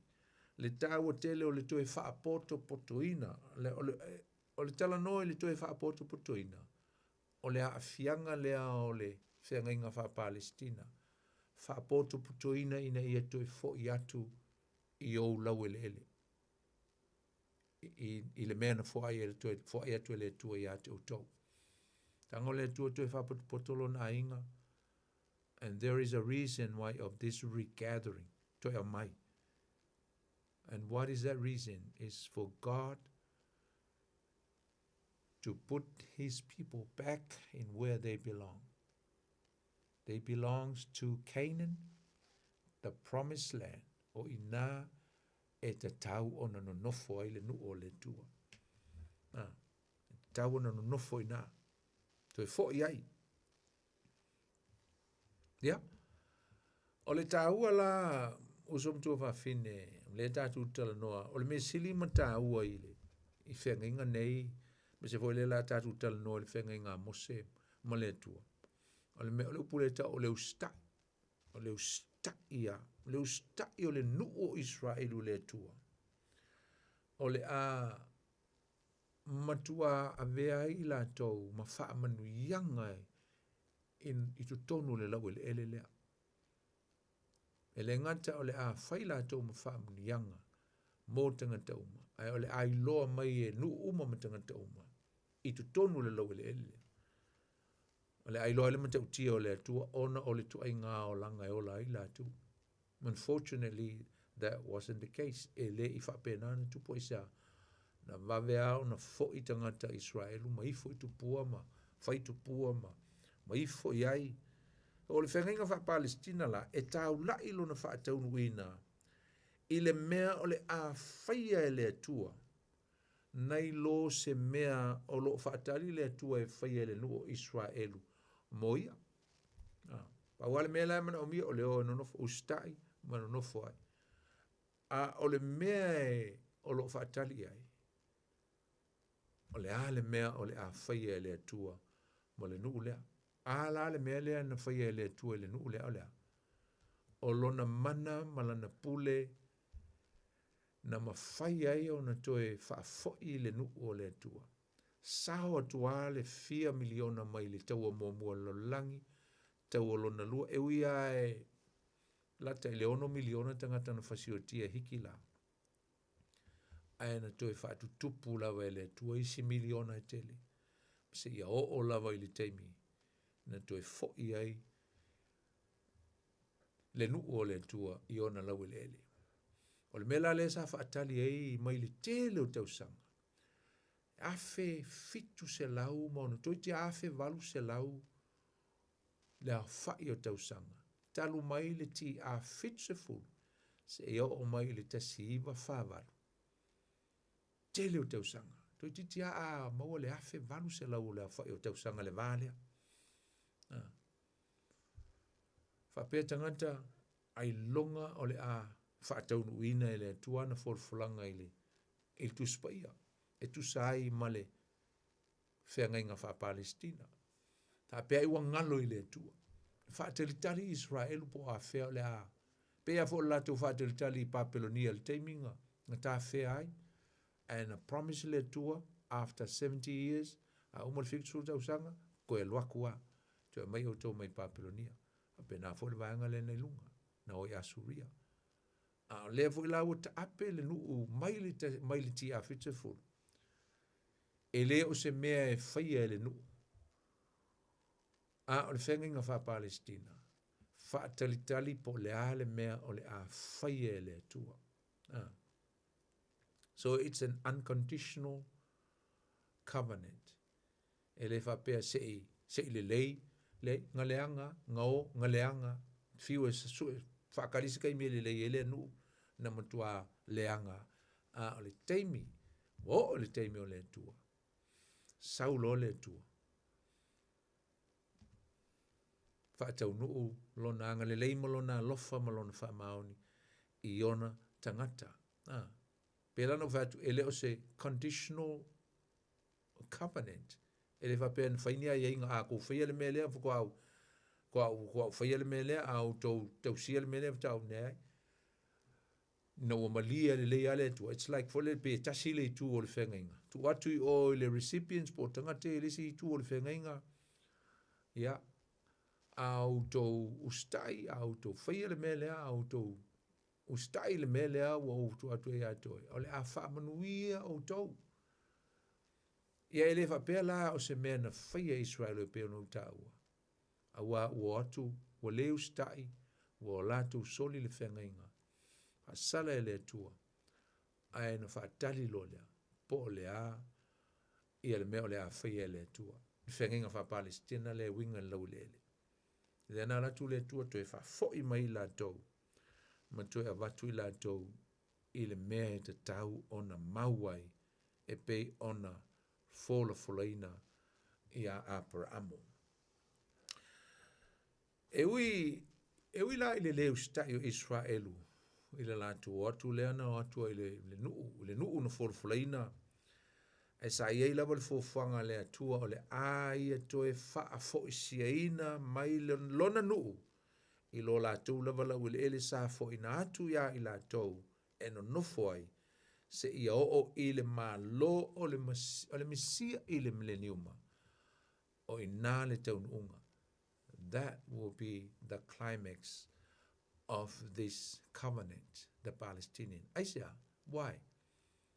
Because that is where the throne of the king will be established. O inga o le a iai le nofo a lii, o le ata lii o ta vita le fa mei whaava vau, lona nofo a lii, ma lona maa lo, e le eise ngatanga, le lua le Samuelu, tau pe fitu, fai pe sumat wha.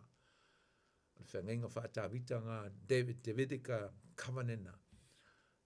O ina lea e whai ai, e ta ua lau le ele lea, langa o inga le central o le malo o le atua i lunga o le whangai le ele. O ina la ele no fō le tupu o Yesu Keriso.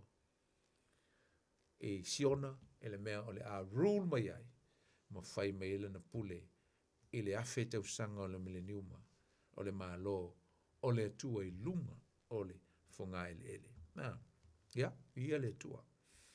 Tato me mai la ia le Mosaic Covenant po le whengainga a le tua ma Mose. O se whengainga iei o na ieinga. It's a conditional covenant. Le whengainga le tua ma Mose. Sa whaia le tua o le whengainga lea a Mose ma le tua. O le whengainga a le tua ma Israelu. O le whengainga le tua ma lona nu. Le sa whaia lunga o le mongo Sinai. Ai ala na wha ingoa o le Mosaic Covenant. Po o le whengainga a le tua ma Mose. Le anga o Mose o le tangata lea sa i le vā o le nuu ma le tua. O ia lea sa, he's a middleman representing, Moses was a representative of Israel. O ia lea sa whai masui o le nuu. E whengai ma le tua, e whai atu le tua, whai mai Mose, whengai ma le nuu, whengai ma le tua. E le tā ua te leo le whengainga lea. Whengainga lea nai, le whengainga lea nai amata mai le e soto sfulma le iwa. Te tonu e o tua le mta upo lusul tolu lusu malfa. Ta ua o whengainga leo lo iei tū la fono mpolo inga le tua. Ma osi le whengainga se i o ina tali atu le nuu ia Mose. O le a mātou whaia mea uma ua mātou whalongo iai. E pei ona feta lai mai ai lo mātou atua i le aso nei. So they agree, waka umai e Mose le menga whamai e le atua ma fola atu mea uma ma le tūla fono ma aia inga uma o le tūla fono o i wale whenga inga le atua. Ia, lana, na nisi foi teimi e wha ingo le nei whenga inga o le whenga inga o le whenga tuai, le ngata o le whenga Mose, pe ngau tau o le whenga le tua mo Israelu. Ai o lo whaingo inga o le whenga a Mose, a Mosaic Covenant. Au nisi voi taimi tātou te loa le whenga ngi, o le whenga tuai. It's an old covenant. Ai ngau o mai lo ia Yesu, ia sau lo le whenga fau, po matu le whenga tuai, ia po ua mawai atu le tu la fono. Ua sau le alofa tu noa. I le lolangi na ua fio mai Yesu. O le usta i la le upu pe ono ta o momua. O le upu pe tsiri le ana ta hua i le whenga nge le tua ma Mose. O le upu usta. Usta i o upu o le upu le usta i o le upu na whamai le tua a whai tau te usta i. I au tū la fono. Mautou tausi I mea uma ua ouwhai atu ai I a te autou. Ona o whaamanuia le I a te autou. I mea uma tau te iai. Ai a whai tau te leo stai. O le a whalongo I tu unga, e po a inga, po conditional. O le a o I a te autou. Lo to sa, po whaamasinonga. Ia pasesi vai upu. O le a autou le manuia. A whai tau te le tausi, mautou whaia, mea ua o whaia tua I a te autou, e tusa o le whengenga le nei. Mai le tua, le aso le nei, o a uolo autou atua. O autou, o tangata. E vai la le talia le nuu I le e soto sfun ma le iwa whai upu e. Fitu ma le valu nei e le talia le nuu I le atua. Wha mai a le talia le nuu, o le a mātou whaia mea uma ua whetalai mai ai no mātou atua ia e mātou I le aso nei. We will do accordingly to what our God, our Lord, Yahweh, told or tell us today. Nā mātou whaia. Ia lau a kri I vaenga o mai lua o le whengainga. Whai mai le tua, ma li atu le pito lea. Mai pau foi leo le whengainga. Sa I ese tūlanga foi le leo se langona o le leo o le second parties. Ma o tatu tau no whengainga e tawanga lua. Al whengainga ngi ese mai isi whengainga. O isi whengainga noa, whengainga Abrahamo, e pi whaale ese tali, mai o lisi pito. Pi ngā ioi ngā le tua. E whaavatu se whaatonunga, e vatu ma folfolanga. E le ai foile le se tūlanga o se aia inga whapea. O ma fola atu aini aia inga o le mea o le a tupu, pe a le lei, ma le mea o le a tupu foi. Pe a whai e le lei. E se si whaapunga e malamalama ai le vaenga lea. E lua I tu, a le whengenga lea. It's very significant, this covenant. Why? Because two parties, lewa declare ia conditional ma mea uma, e alula lea tua e ngā ioi maila na matafa ioi. A ole nu, ole a ngā ioi fo I la tau e whaila la tau e pleila la tau part, e tusa ole whengainga lea, langa ole whengainga, ole manuia ma le malaia. Whengainga ole manuia, ma le malaia. Pi whaale maua la le vaenga le na. I whengainga ia a Noa, whengainga ma Abrahamo, pe saunoa sao atuale atua I se tūlanga o le mea ui e whina ngaloai, ia, a kri mai le tō lua lea, e le eini a inga te tele ni mea o le ao o iai ma mea. Au I, e iai le condition, e iai le a inga, e iai le a whai, pe le whai afo. E iai mea o le a, there will be consequences of both parts of the covenant. Ale nei la whengainga, pe a le tātou whalongolongo e whai loa mai ai. Le mawai e seina mai o Israelu, mai isi malo uma o le lolangi. Ina o filfilia le atua Israelu, e whai maona nu. O le whengainga Mose, o se whengainga ua whaataunu uina mai whaatawa ina ai le tu inatu, the presenting of the law, a matu le tu la fono a le atua ia Israelu. Ina ia taita iai la tau I mea ume o iai. A matu lungo le mongo Sinai. Ta hua tele la le whengainga le nei.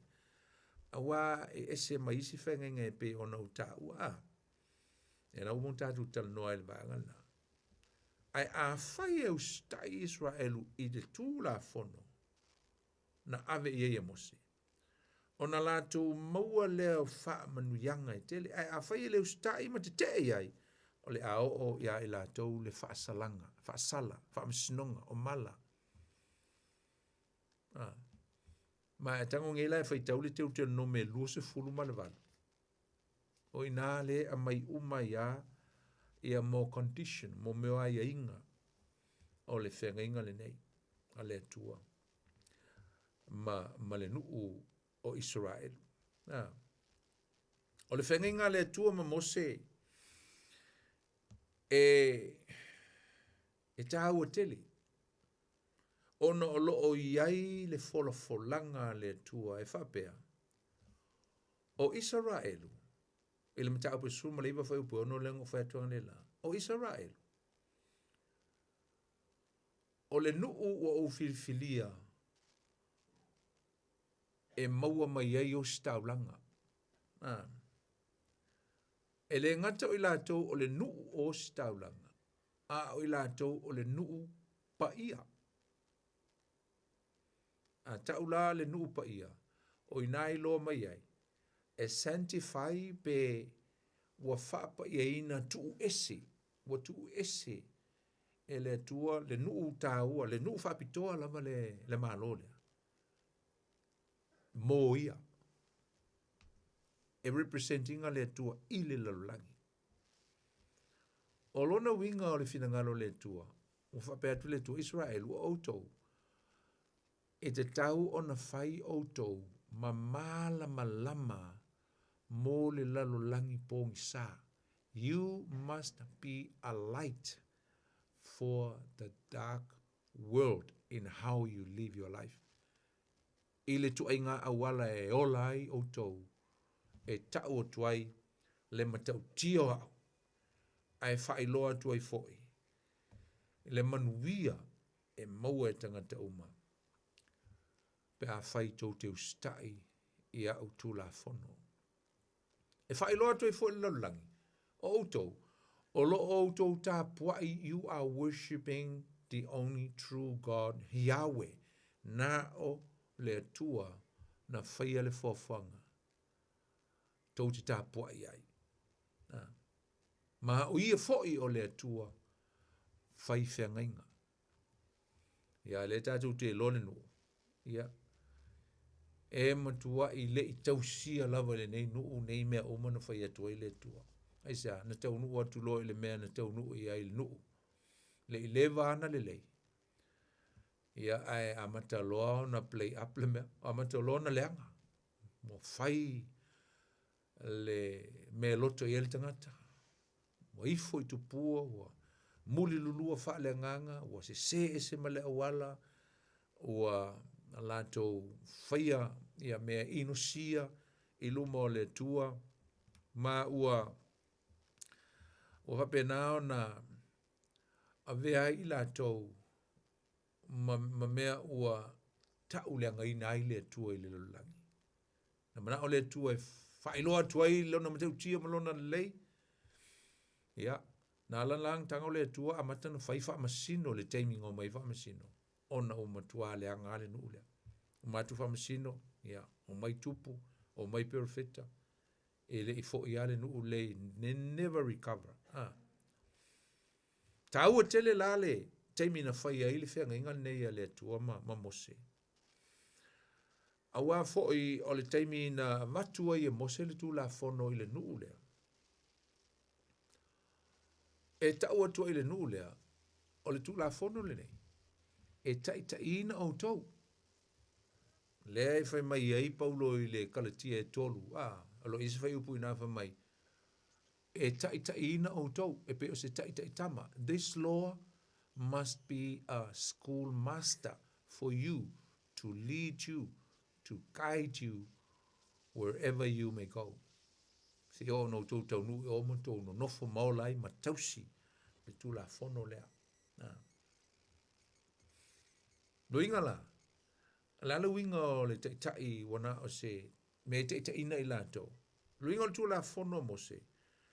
O le a whaelo ina ia Israelu o i lato o tangatang sala.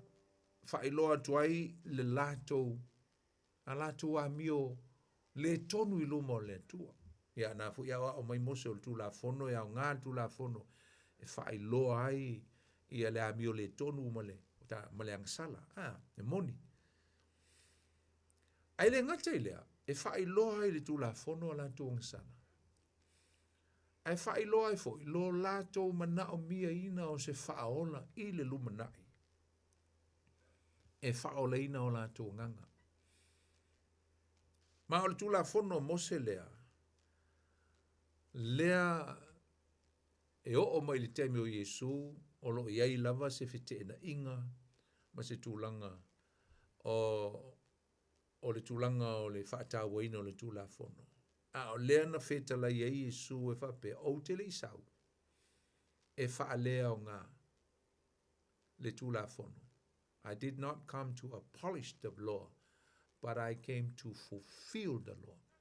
Aina o sau e wha taunu, fulfill uma iau, ma Yesu e fulfill uma iau. Ia le tūla fono, ta hua tele lava e ngā, fo lele, o le tūlanga o le tūla fono, pe a tātou wava ai ai, a wai uma vai newa teimi, o le whenumi ai ai ale nei mata upu, i manatu o tangata. Natu e whapea, o le tausi o le tūla fono, whaasauina ai le tangata, sa whaasauina ai tangata, i le whengainga tuai. A lo manino mai le tūsupa ia e whapea, o le whaolatanga, ia po le taua mi o tonuina foi. E o mai i le tangata, i le nā o le wha tua i a Yesu. Ma le folanga la o le whaolatanga, e le atua e pe ona whaia ia Abrahamo. Wa nā o le wha tua, sa avea i foi Abrahamo ma tangata taua mi o tonuina. E le kenese suma lima fai upe ono. Ma o se vaenga foi o le whenga le atua ma Abrahamo, ma o loo o mai le teimi nei, o loo a afia a ipea ia le tangata, o loo fia maua ia le me tau ole, tau a mi o tonuina, ia po le faa o laina, mai le kalatia o lona mata upue, e tolu a lona fai upue sfulu ma le ono, ia o le sfulu ma le fitu fapea, na feta laia, mai na feta laia mai foi folanga ia Abrahamo, ma mo so la whanau, e le I whapea mai, o le whanau pese I e to tele, ai o le whanau pese I ai to tasi, o so lau whanau o ke riso lava lea. Ia o la upu le nei, o le whengainga na wha mawina na mue le tua ia ke riso, whalong. E le mawhai o na tatalaina lea e le tūla fono na muli ai I ona tausanga o whanga lau pe whase lau, ma le tolu ngā fulu, ina ia wha le au ngā ina ai le mea na fola ina. Amen. Ia le nā. Nā le mea na fola ina. O ke riso Yesu, pia nā o maila apostolo, o Paulo nei fiafi. O leisi mea tātou te wā iai o le waenga o whainga taulanga, o sacrificial system of the law. Sa le mawhai ona ave seina e whainga taulanga nge I le tula fono mose.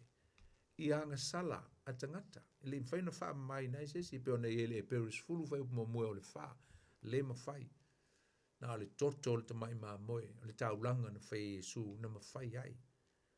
O le vaenga sa whai le whengeng tuai. Ua nā o se shadow, foreshadow, po siata la foia. O le mea moni o le atupu le whengeng fau. E ala lea I le taulanga e tasi na whai Yesu I lungo le sa teuro. E wha maa ngalo ai nga sala le lolangi. O Yesu o le os taulanga sili ma le ato toa. Na ia o sia le taulanga tu tasi lona toto pa ia na malingi ma masai lungo le sa teuro. E na ia wha maa ngalo wha sao loto ina ai tangata uma. I le lolangi pe a whai e wha tua I a teia. Fia whaitau le matau puiwa le e peru whai upo sutasi o lawa lona whai unga. O lo tala noa mai ai. I le wha maanga longa lea e ala I le tau langa o le tongi ola na whaia Yesu mo I tātou o tangatanga sala. O leo wai atu ua toi se full whaami nute o le tātou taimi. Ia, te tala atu fo le tātou leina. Pe isi si e fia wala o mai mai fu sona finangalo po sona manatu ele nei fiafi ia malau mai il tato numero tolu fitu tasi lima i tolu il tato numero e te vala au mai ai ele nei fiafi ia mai o tato tel no ai ele ia leu sau tato vala au talofa lava vala mumu talofa poni talofa lava Antonina malo o mai oltina ia ole malo sia faftai watu lau tunga ia leli faftai fo mo mata upu nei tula po isele ana ia fa mala manga mai na ya mata mai a pero amore fo o mai a mo se vi ia na vale tua faftai mo mata upu mana ia te au o leo se fia mala matili e fa upunga leo fa longo ai fo i si fo ia o onga le fa pia ele to fa ngai na tula fono i taimi nei awa o leo o maliu ke riso e sa o leo fa upunga e hapon fa mon okay foi tau atua le maulea mo el tina Antonin o le Roma se fulu lona fai upu e wha lo e upu whapea awa o le unga fo i o le tūla fono o ke riso lea e o mai ai le ami o tonu i e wha atua umalava ea van wha pupu ina o le se tali e i tūla fono a mose e ono se lau se fulu ma le tonu e le mawhaina tau sia se tangata na le ano na mautu la fono. Na te lofta wha umal vaso lea o paile i ele vaenga na le tato vaenga le ia mose. Ai ia polo inga le tu moral law le tu la fono le tua. Pau i o tu la fono te tonuna tu sia i a ao le tua e whavavau. Il papa maa o tu la fono le tua mo polo inga e se fulu. E lo del tonunga e le mwhaiona wawai e se ina e tātou le vaenga lea. Ai whai mai lava le del tonunga isi. O le ale mwhaiona tātou popole tau si fo ile nase fulu. Ina ua whaasa o to ina tātou le alofa tu no Yesu ke riso. Ale mana ia i o se fulu na. Polo inga nga se fulu. Tātou te ilo ai. Tā ua le wha mua i le atua. Tā ua le ono muli mo le maa o e malisi tangata. Uma. Nono inga la. E iai awa e ngole tūla fono e tā ua. Tā ua fo tūla fono pe awa vai e tūlanga whaonga ino tūla fono le maa lo tātou ola me kaut civil law e apalai le saonga le mu ma le leo tangata. Le taun whai o tātou e tu e tausi le ano le ongo se lau suma le toru le e peon whai iu teia. E le isi sim whai whai alna mea. Ia talipu puatu le Antonin. Whakatei tele lawa mul whaamala manga lo tā upu. E wai whaarunga tu fui i nuu i e tupunga mai e apera amo. E tau teilu atu nei o le ae wātau wale lalo langi. E ae o nuu i e pestau o nuu. A o le ae e o mai ale nei tūla o le ae wātau wa. Ae whaaftai tele mul whaamala manga o le mata upu. Aftai e te oltina. Tula vai langu e lau polkalame ai alofa atu manuia le po. Manuia le tua ia te oltina ma le ainga. Alo fatu, paase fu Antonina. Ata alofa le statu wala, ta alofa. Ta alofa pasta poni fono tisia uso pele. Oi, te pira. Pira, a moia pira. E manguia whafkai e siri en manguia ngai e maua lau sunga. Pira mai fasta uta, oi. Whakauka ma whenga ma sa foku. Mal pasi de ngā lutom tangi, Ia ngā, ka pasi vone en kusi e dunga ka pese. Ia lei. Ia ma ngai e poka lame ngai po. Ia o le ai karusia kwa oi mako karusanga i mako roku vai aso mara sa. Ia o le a ka ngu mera o le o fiu e vidi aku e le mua. Olua tasi, olua lima walu tasi wha lima. Misi ka walau mai asau o le, tiri i asau tanu mela. Ole, olua tasi, olua lima walu kasi wha lima. Lima walu tasi wha lima. Lima walu kasi wha lima. Olua kasi, olua lima walu kasi wha lima. Ia wane lei. Kake whairoa e skai mila ka mai a ere o kisimas. Ole lei. Alofa atu pira. Alofa aku ia rola. Ia, God bless. Wha. Ata alofa listatu lau, ta alofa. Alo soifua. Ta alofa oilea. Moeana. Moeana? Ma lo Moeana. Malo ia tu tina.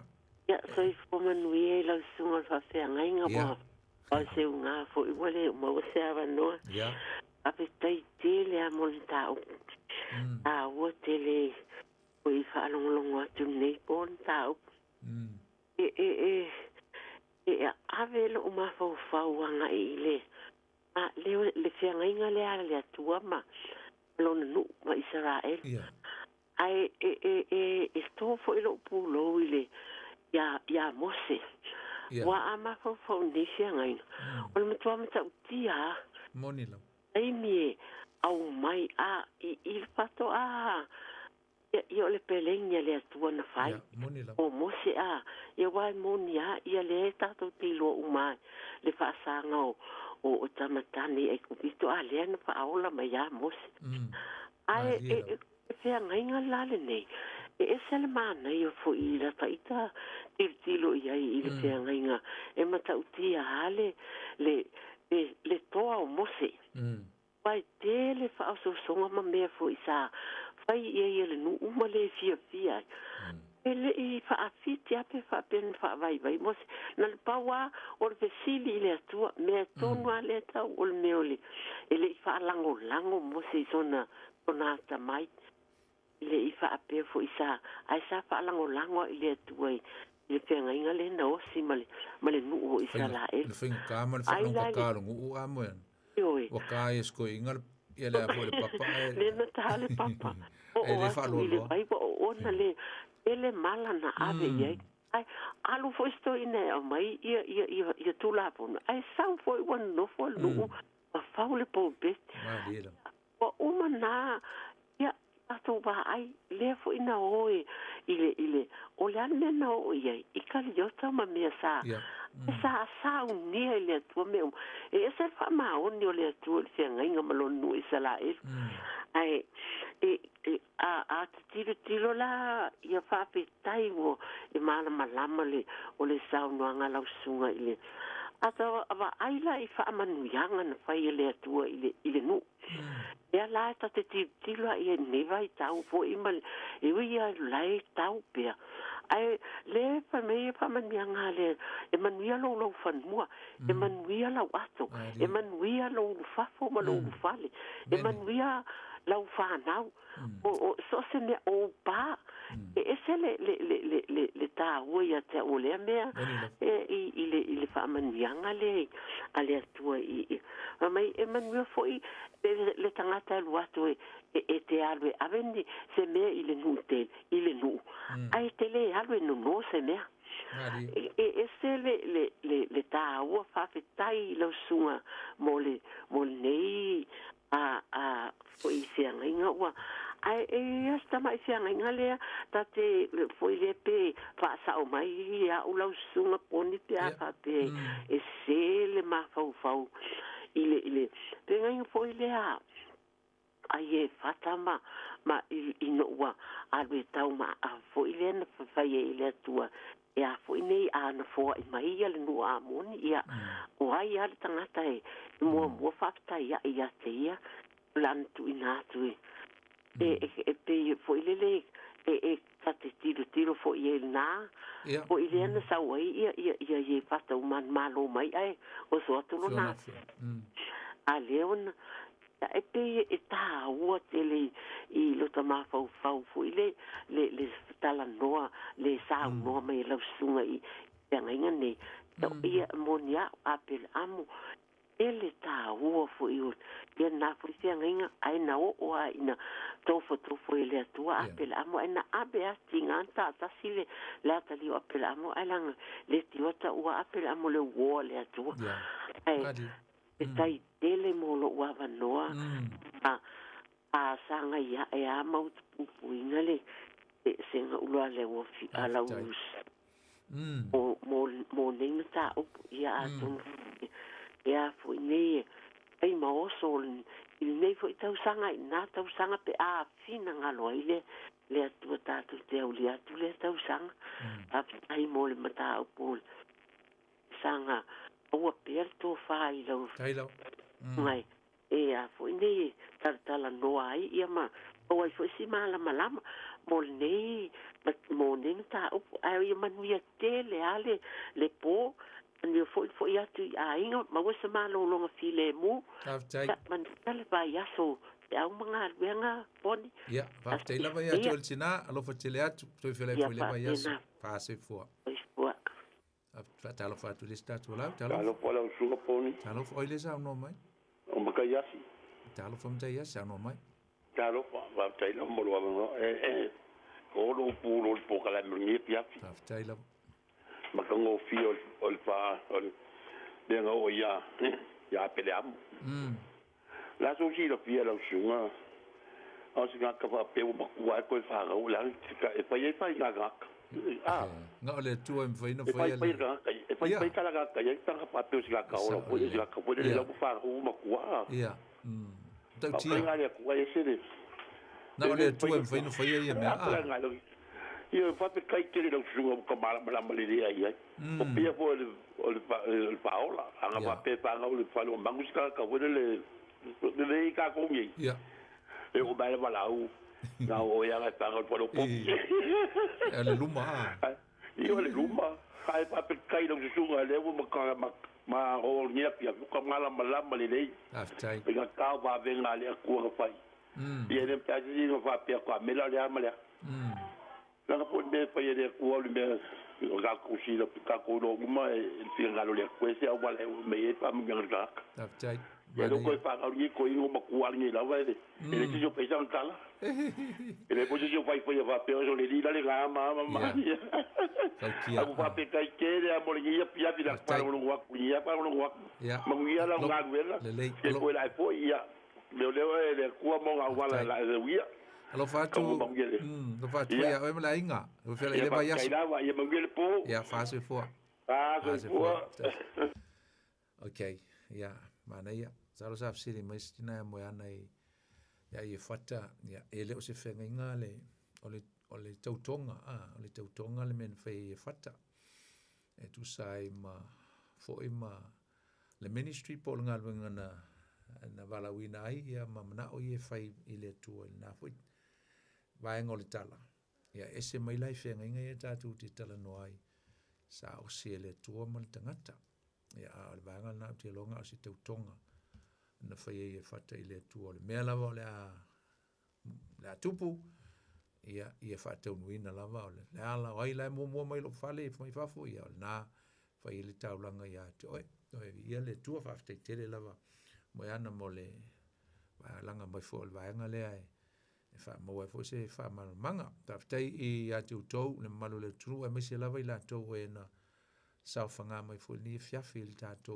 mta upu ia fa tai fa fong mai ma lo lava le on sai ma lo le fa pale ma lo le lango ia e fa tai e tu lava le malu le tunu fa i o tu ai fo sta le ni fia fi fa tai tele lava le to lango fa tai i komeni ia o le likes ia ma fai lo mai e lo lango mai le tato mta upu ni fiafi ia il ngata foi lea o lo mai mo mai i tu la le afa di sa fa ia i mai fa longo ia ai fa fte ia tu ia tu to le malu le tu no ia tu sai ma lo to lango le tato mta upu ia por tato po clame fo tu le upenga le loto ia le fa i tato se talo le fiafi ma to te vi ia o le tua fa te tele le nei fiafi le fa winga fo o matum ta upu nei o mai a sa e so swani ma e fatasi mai mo ma to e o mai fo ia e ma to le tua se o onga e taua e o ina i ma to e tusa malo lava fina ngalo e fa te wina i o ma to o langa ma le soifu o tangata ma to wala watu le tua nei ia anga lein fa manuia i o tangata fa nuia ye na mato mafuta ye o lo fia malam lama ye o lo fia i lo fina ngalo e mai so mta upusi sili o la utus ia nei fo i vaenga o me tau fengainga fa i lo ma fa malam lama mai ai mato ne yo mato malam lama ai ia tau si malelo ina mato nei po e me se fo i o nei fo i vai aso i tiu te mawhaiwa mga luenga fa nau ia o onga fa manuia lo tunu i awala ese o la matu ia nei vai aso to te tai atu lo matu o le vai aso fo maua se to e feilo inga manuia mau tangata i le mātou por klame vi ia lau fio na le mātou talo e ala tu ia Yesu Keriso lo mātou li mo lo mātou faola. Amen. Ya, o le tātou taupuna nei fo i vai aso Samoa. E le whama moe o la tātou toi wheloi fo i le vai aso fau. Ya, ai mo nei teimi. Ya, la o tō au nan lei poni funuti fa soi fuia mo nei teimi. God bless you all.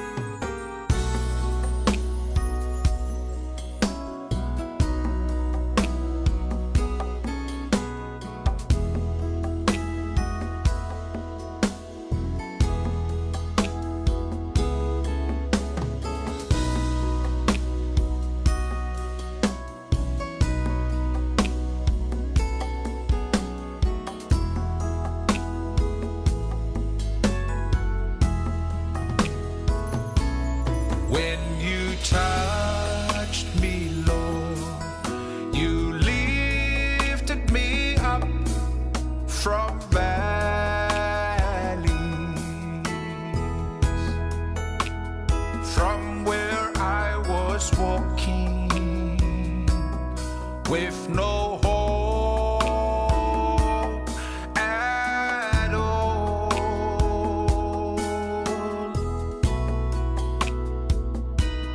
When you touch me, Lord, you healed my soul from sin.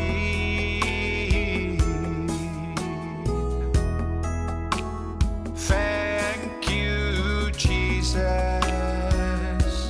for your precious love for me.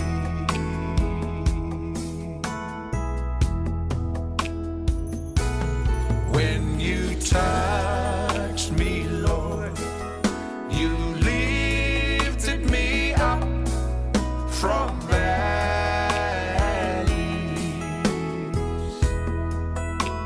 from where I was walking with no hope at all.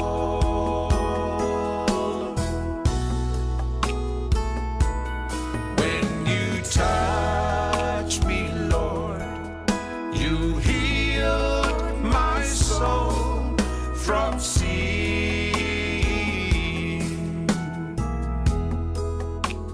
Thank you, Jesus, for your precious love for me.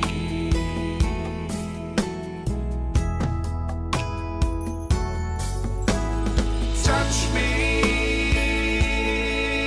again, oh Lord, touch me. I am a sinner, more of you.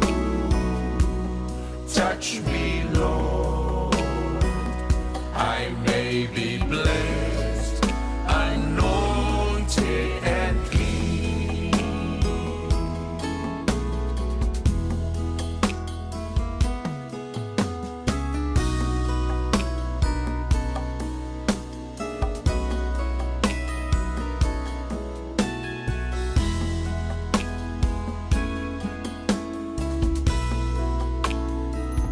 Ina ua e pa I mai Ma ave ese mai a mai valu Ile mea sa o savali ai Sale ai Ma so ufa a moe moe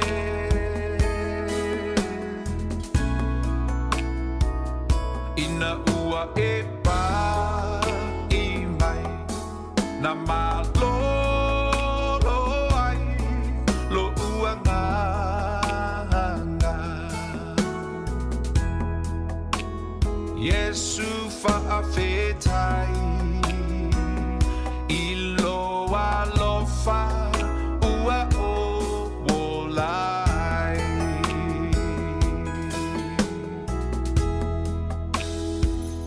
Ina ua e pa I mai Ma ave ese mai a mai vanu Ile mea sa o savali ai Sale ai Ma so ufa a moe moe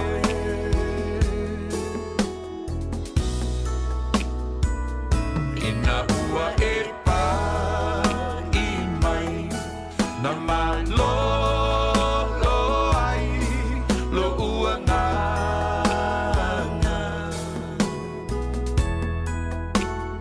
Yesu faafetai Ilo alofa ua o wolai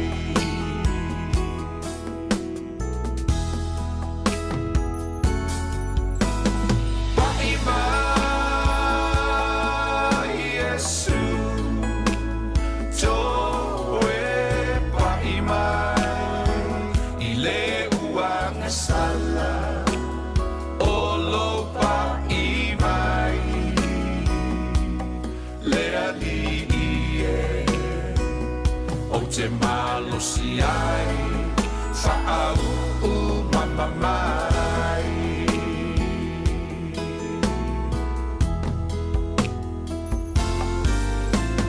Touch me again Oh Lord, touch me I am your singer More of you Touch me, Lord I may be blessed Anointed and clean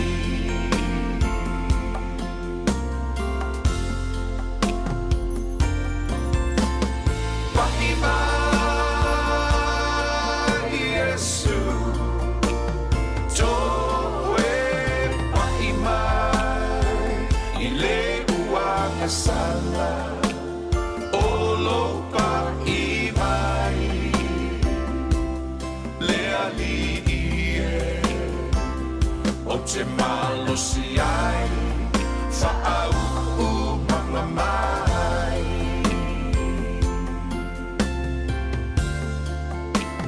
Olo pai mai Lea li ie O te malosi ai Whaau mama mai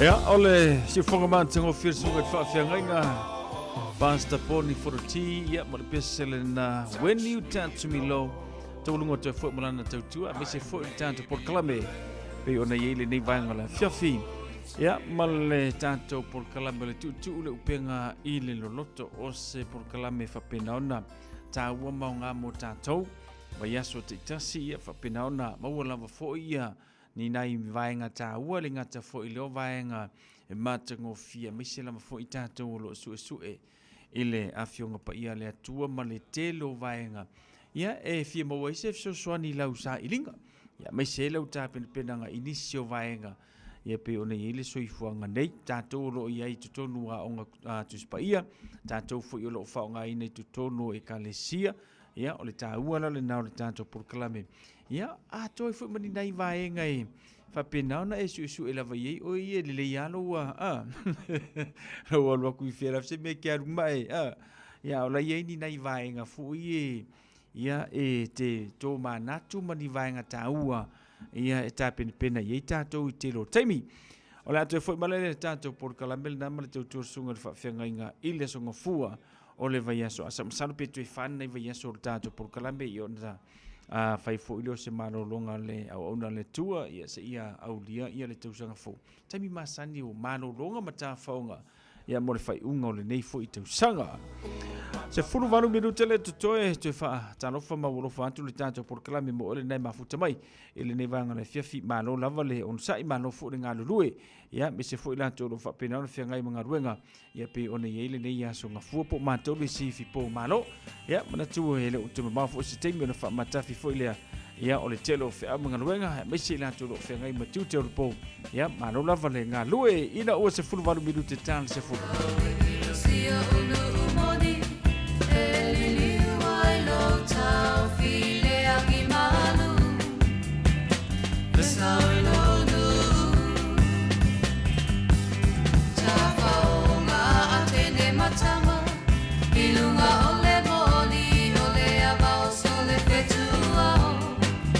Samoa for Itua. Le masina e baba aia i lunga maunga. Ano fo au i lauli i mo o ma whauwhaunga. Ai o te le wha angaloina, o la o pele ta sima e tutu.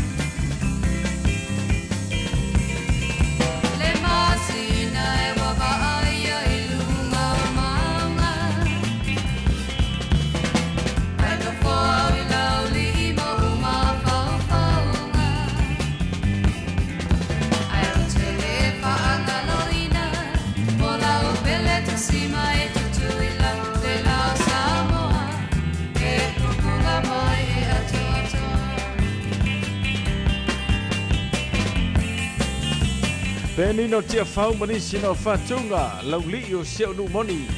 Fatalo fantiro pena sa etasi manuia malolongo le neipo. Si tolo milo malo le soi fu manuia foi malolongo le nei afiafi. Amelia Mikaele fa manuia tu ya malolongo le nei afiafi. Noa Alfati malo soi fu manuia alio ainga aperamo fa tel fatas mai. Vineta mai lo patinoi. Lauli Simone malo fa tel fatas mai li tanto por clame. Ele nem foi a fiafi.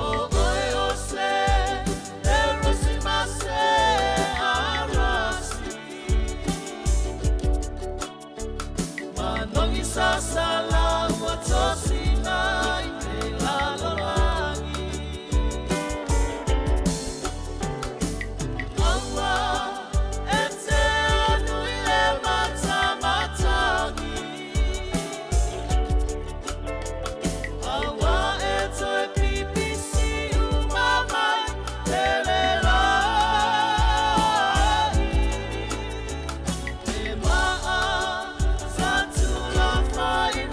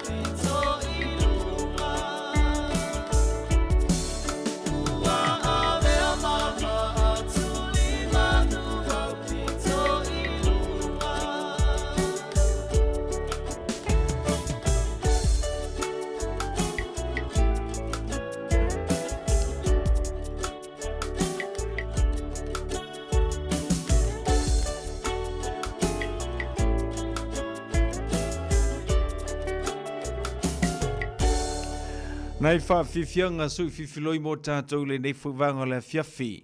Whaatalofa vineta ma e lopa tinoi manuia manoronga le nei pō. Le sa tarutoe ma le loa malo whaatel whaatasimai. Etia tasilimu. Whaatel le whaatasimai le tātou porkalame. Philip Vili, ya manuia tele manoronga le nei pō. Ya male tele o niso i lato ma le tātou porkalame. Ile nei fuivanga ole a fiafi. Le oto e fitu minuti o na tale o le tu las furu manatu. Ia o le taurunga i fure na o le tātou porkalame ma le tātou tautua le nei a fiafi. Mo le toi le whaafteitele le tātou tenu. Whaafteitele whaatasi mai ma le taliaina. Ia o le tautua le radio Samoa se furu lima i watolu amo. Ilo maota mlau nawa. Lea se whaamatalanga o le tautamali i. Ia tauina ia whale le tua lo fina ngalo whaamangalo mai le toa o na sausi whanua seu seu. Whalai tātou ila sorulu. Ile lo whamaranga le leo le tua whaasoi fuia.